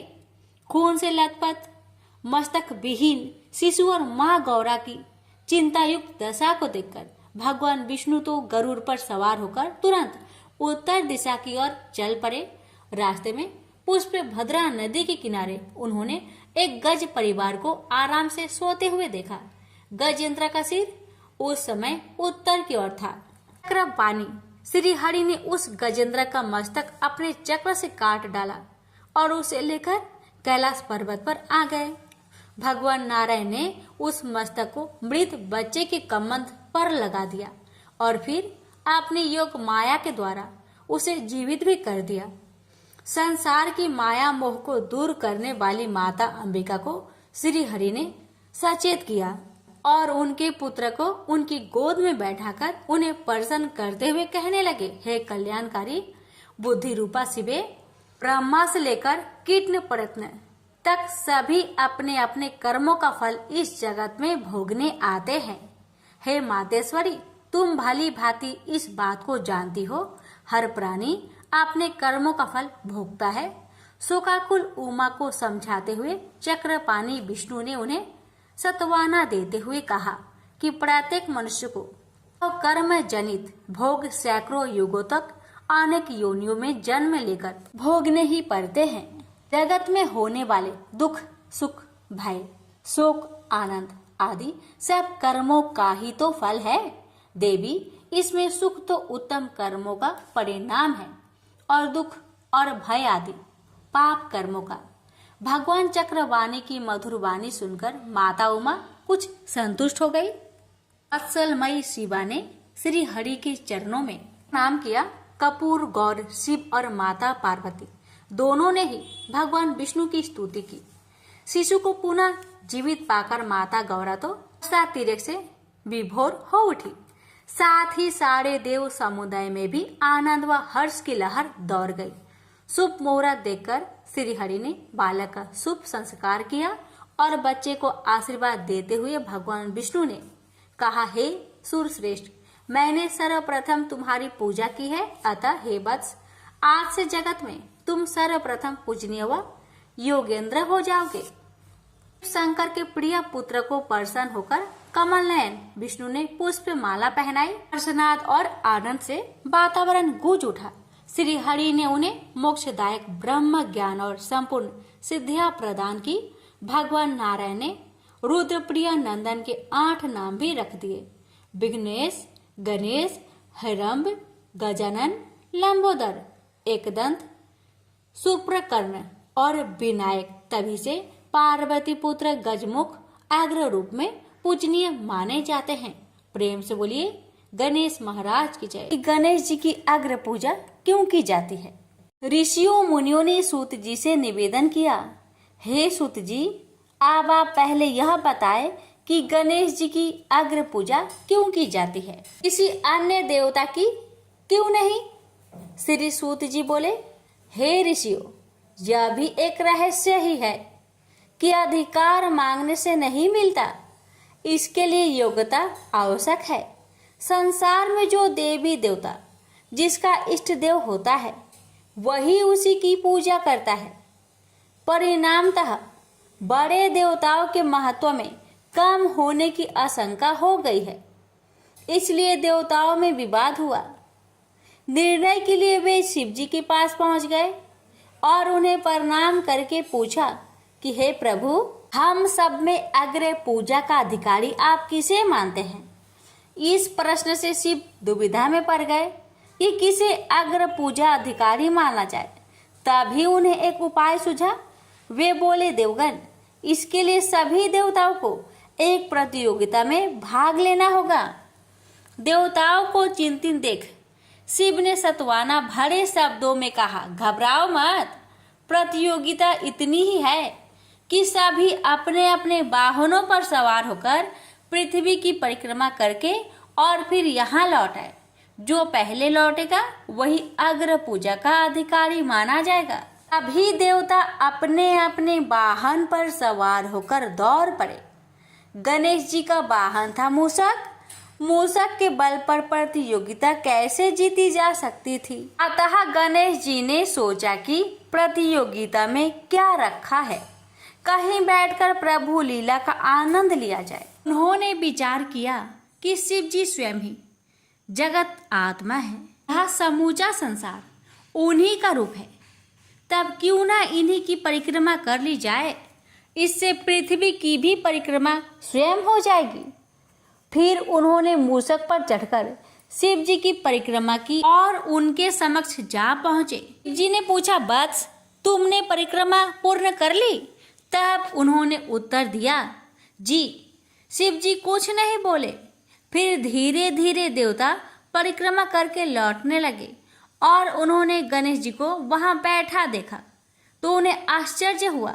फिर भी साहस करके पूछा, अरे तुम पृथ्वी की परिक्रमा के लिए नहीं गए? गणेश जी ने कहा, अरे मैं तो कब का यहाँ आ गया। देवता बोले, वे रास्ते में तो हमने कहीं भी नहीं देखा। गणेश जी ने उत्तर दिया, तुम्हारा कहना ठीक है, देखते भी तो कहाँ से, समूचा संसार तो शिव रूप में यही विद्यमान है। फिर मुझे व्यर्थ भ्रमण की क्या आवश्यकता थी।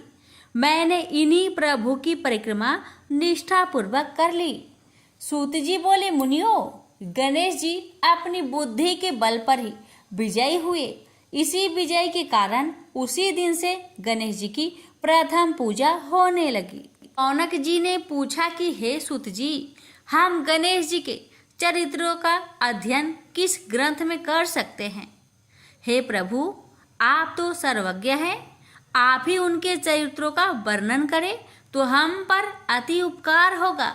सूत जी बोले कि हे मुनियों, गणेश जी के सभी चरित्रों का कथन इस जिह्वा से करना संभव नहीं है। फिर भी गणेश जी अग्र पूज्य होने के कारण समस्त देव चरित्रों से जुड़े हैं, इसलिए उनका प्रभाव भी सर्वाधिक है। हे मुनियों, वे सभी का तिरस्कार करने में सक्षम हैं, किंतु उनका तिरस्कार कोई भी नहीं कर सकता।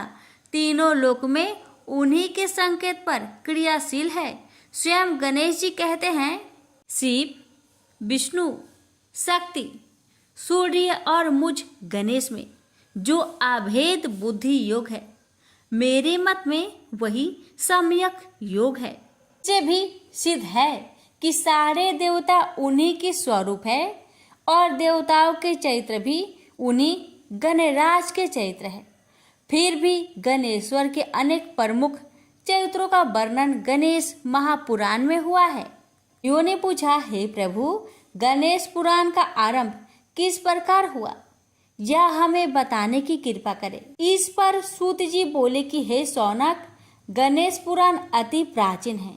उनके अनंत चरित्रों का संग्रह महापुराण का रूप ले सकता है। गणेश जी के चरित्र को एक बार भगवान नारायण ने नारद जी को और भगवान शंकर ने जगत जननी पार्वती को सुनाया था। बाद में वही पुराण संक्षेप में ब्रह्मा जी ने महर्षि वेद व्यास को सुनाया और फिर व्यास जी से महर्षि भृगु ने सुना।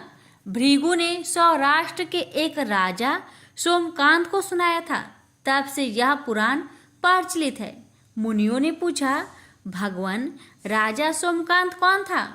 उसने महर्षि भृगु से गणेश पुराण का श्रवण कहाँ किया था? उस पुराण के श्रवण से उसे क्या क्या लाभ हुआ? हे नाथ, हमारी श्री गणेश्वर की कथा के प्रति उत्कंठा बढ़ती ही जा रही है। सूत जी बोले कि हे मुनियों, सोमकांत सौराष्ट्र के देवनगर का राजा था। वह अपनी प्रजा का पुत्रवत पालन करता था। वह वेद ज्ञान संपन्न, शास्त्र विद्या में निपुण एवं प्रबल प्रतापी, अत्यंत वैभवशाली राजा था। उसका ऐश्वर्य कुबेर से भी ऐश्वर्य को लज्जित करता था। उसकी पत्नी अत्यंत रूपवती, गुणवती, धर्मज्ञ एवं पतिव्रत धर्म का पालन करने वाली थी। वह सदैव अपने स्वामी की सेवा में तत्पर रहती थी। उसका नाम सुधर्मा था। रानी की भक्ति ही राजा भी एक पत्नी व्रत का पालन करने वाला था। उसके हेमकांत नाम एक सुंदर पुत्र था। वह भी पिता की भांति होनहार था। इस प्रकार राजा सोमकांत सब तरह से सुखी था। सभी राजागण उसका हार्दिक सम्मान करते थे तथा उसकी श्रेष्ठ कृति भी संसार व्यापी थी। परंतु युवा अवस्था के बाद सोमकांत को कुष्ठ रोग हो गया। अनेक उपचार के बाद भी कोई लाभ नहीं हुआ। जब रोग की अधिक तीव्रता होने लगी और उसका कोई उपाय ना हो सका तो राजा ने अमात्यों को बुलाकर कहा कि सुब्रतो, जाने किस कारण यह रोग मुझे पीड़ित कर रहा है। अवश्य ही यह किसी पूर्व जन्म के पाप का फल होगा। अतः मैं अपना समस्त राजपाट छोड़कर अब वन में वास करूंगा। मेरे पुत्र हेमकांत को आप मेरे समान मानकर राज्य शासन का धर्म पूर्वक संचालन करते रहे। फिर राजा ने शुभ मुहूर्त में पुत्र हेमकांत को राज्य पद पर अभिषिक्त कर अपनी पत्नी सुधर्मा के साथ निर्जन वन की ओर प्रस्थान किया। प्रजा ने राजा को राज्य की सीमा तक पहुंचाया। प्रजा के नेत्र अश्रुपूरित थे। राजा ने प्रजा अमात्य गौओं को समझाते हुए कहा कि आप सब लोग धर्म के जानने वाले, श्रेष्ठ आचरण में तत्पर एवं सहृदय हैं। यह संसार तो वैसे भी परिवर्तनशील है। मेरे स्थान पर मेरा पुत्र सभी कार्यों को करेगा, इसलिए आप सब उसके अनुशासन में रहते हुए उसे सदैव सम्मति देते रहे। फिर पुत्र से कहा, बेटा, हमारे पूर्वज भी परमात्मागत रूप से वृद्ध अवस्था आने पर वन में जाते रहे हैं। मैं कुछ समय पहले ही वन में जा रहा हूँ। यदि कुछ वर्ष बाद जाऊं तभी मोह का त्याग ही करना होगा। इसलिए हे वत्स, तुम दुखी मत हो और मेरी आज्ञा मानकर राज्य शासन को ठीक प्रकार से चलाओ। इस प्रकार राजा सोमकांत ने सभी को समझा बुझाकर और स्वयं ने अपनी पतिव्रता भार्या के साथ वन में प्रवेश किया। पुत्र हेमकांत के आग्रह से उसने सुबल और ज्ञानगम्य को अमात्यों को भी साथ ले लिया। उन सब ने एक सुंदर स्थान पर विश्राम किया। तभी उन्हें एक मुनि कुमार दिखाई दिए। राजा ने उससे पूछा, तुम कौन हो, कहाँ रहते हो? यदि उचित समझो तो मुझे बताओ। मुनि कुमार ने मधुर वाणी में कहा कि मैं महर्षि भृगु का पुत्र हूँ। मेरा नाम चवन्य है। हमारा आश्रम पास में ही है। अब आप बताइए कि आप कौन हैं? राजा ने कहा कि मुनि कुमार, मैं सौराष्ट्र के देवनगर का राजा हूँ। अब अपने पुत्र को राज्य देकर मैंने वन की शरण ली है। मैं कुष्ठ रोग से पीड़ित हूँ। इसका कोई उपचार हो तो कृपया मुझे बताएं। मुनि कुमार ने कहा कि मैं अपने पिताजी को आपके बारे में बताता हूँ, फिर वे जैसा कहेंगे मैं आपको बताऊंगा। ऐसा कहकर मुनि कुमार चला गया और कुछ देर में लौटकर बोला कि राजन, पिताजी की आज्ञा अनुसार आप सब मेरे साथ आश्रम में चलकर उनसे भेंट करें, तभी आपके रोग के विषय में भी विचार किया जाएगा। राजा अपनी पत्नी और अमात्यों सहित चवन्य के साथ भृगु आश्रम में पहुंचा और भृगु ऋषि को प्रणाम करके बोला, हे भगवान, मैं आपकी शरण में हूँ, आप मुझ कुष्ठ पर कृपा करें। महर्षि बोले, राजन, यह तुम्हारे किसी पूर्व जन्म कृत पाप का ही उदय हुआ है। इसका उपाय मैं तुम्हें कल बताऊंगा। आज तुम यहीं विश्राम करो। महर्षि की आज्ञा अनुसार सबने स्नान, भोजन आदि के उपरांत रात्रि व्यतीत की और प्रातः स्नान आदि नित्य कर्मों से निवृत्त होकर महर्षि की सेवा में उपस्थित हुए। महर्षि ने कहा, राजन, मैंने तुम्हारे पूर्व जन्म का वृत्तांत जान लिया है। तुम पूर्व जन्म में एक धनवान वैश्य के लड़के पुत्र थे। वह वैश्य विंध्याचल के निकट कोल्हार नाम ग्राम में निवास करता था। उसकी पत्नी का नाम सुलोचना था। तुम्हारा नाम कामद था। तुम्हारा लालन पालन बड़े ही लाड़ प्यार से हुआ। उन्होंने तुम्हारा विवाह एक अत्यंत सुंदरी वैश्य कन्या से कर दिया था, जिसका नाम कुटुम्बिनी था। यद्यपि तुम्हारी भार्या सुशीला थी और तुम्हें सदैव धर्म में निरत देखना चाहती थी, किंतु तुम्हारा स्वभाव वासनांध होने के कारण दिन प्रतिदिन उछलखल होता जा रहा था। लेकिन माता पिता भी धर्म परायण होने से उनके सामने तुम्हारी उछलखलता दबी रही। कालांतर में माता पिता की मृत्यु के बाद तुम निरंकुश हो गए और अपनी पत्नी की बात भी नहीं मानते थे। तुम्हें अनाचार में प्रवृत्त देखकर उसे दुख होता था, लेकिन उसका कुछ बस न चलता था। तुम्हारी उन्मत्ता चरम सीमा पर थी। अपनों से भी देश और क्रूरता का व्यवहार किया करते थे। हत्या आदि करा देना तुम्हारे लिए सामान्य बात थी। पीड़ितों ने तुम्हारे विरुद्ध राजा से पुकार की। अभियोग चला और तुम्हें राज्य की सीमा से बाहर कर दिया गया। तुम किसी निर्जन वन में जाकर रहने लगे। उस समय तुम्हारे कार्य लोग को लूटना और हत्या करना ही रह गया। एक दिन मध्य काल में गुणवर्धक नामक एक विद्वान ब्राह्मण युवक उधर से निकला। वह अपनी ससुराल जा रहा था। तुमने उस ब्राह्मण युवक को पकड़कर लूट लिया और प्रतिरोध करने पर उसे मारने लगे तो वह चित्कार करने लगा, मुझे मत मार, मत मार। देख, मेरा दूसरा विवाह हुआ है। मैं पत्नी को लेने के लिए जा रहा हूँ। किंतु तुमने उसकी बात सुनकर भी नहीं सुनी। अंत में मरते समय उसने तुम्हें श्राप दिया, अरे हत्यारे, मेरी हत्या के पाप से तू सहस्त्र कल्प तक घोर नरक भोगेगा। इस प्रकार उस जन्म में तुमने घोर पाप कर्म किए थे, किंतु बुढ़ापे में तुम्हारे साथ जो क्रूर कर्मा थे वे भी किनार कर गए। महर्षि भृगु ने कहा कि राजन, अब तुम निरालंब थे। भूख से पीड़ित रहने के कारण रोगों ने भी घेर लिया था। उधर से जो कोई भी निकलता तुम्हें घृणा की दृष्टि से देखता और चलता बनता।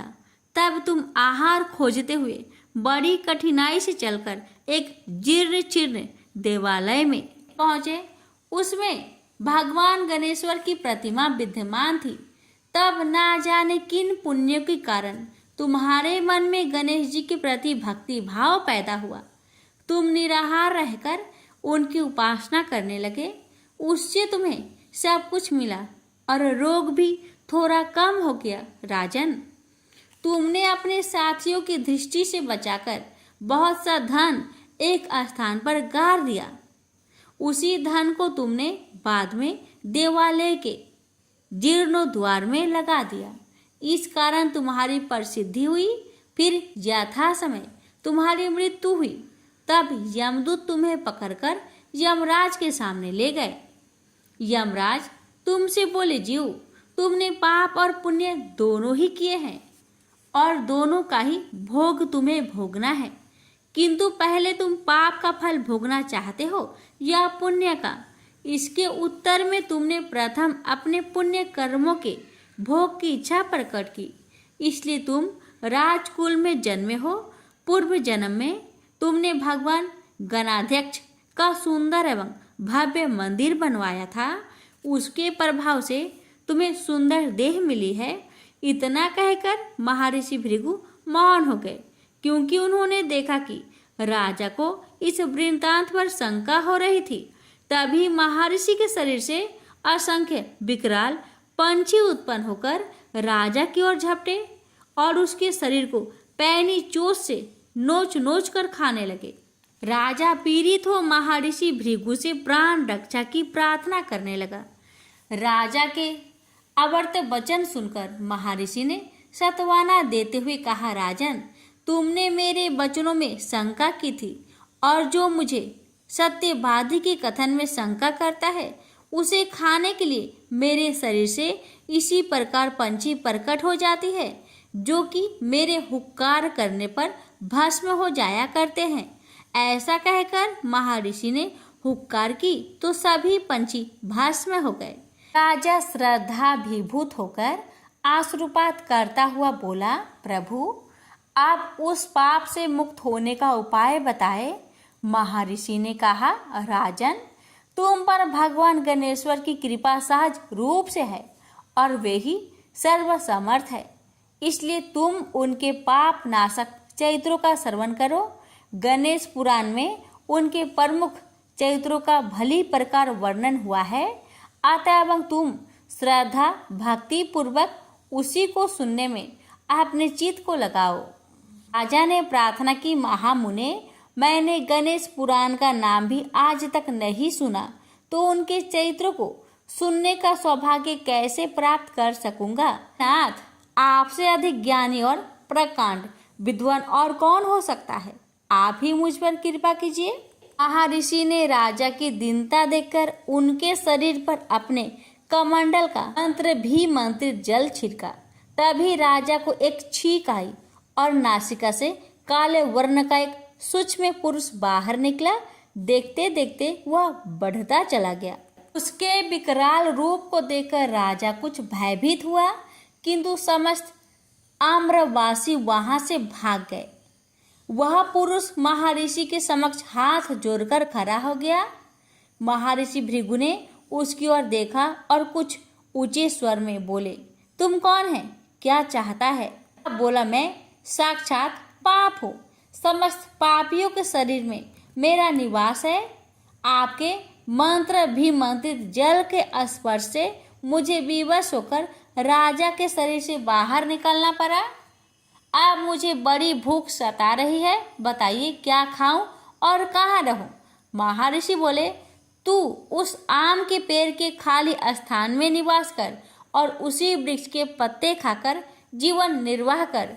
यह सुनते ही वह पुरुष आम के वृक्ष के पास पहुंचा तो उसके स्पर्श मात्र से वह वृक्ष जलकर भस्म हो गया। फिर जब पाप पुरुष को रहने के लिए कोई स्थान दिखाई न दिया तो वह भी तिरोहित हो गया।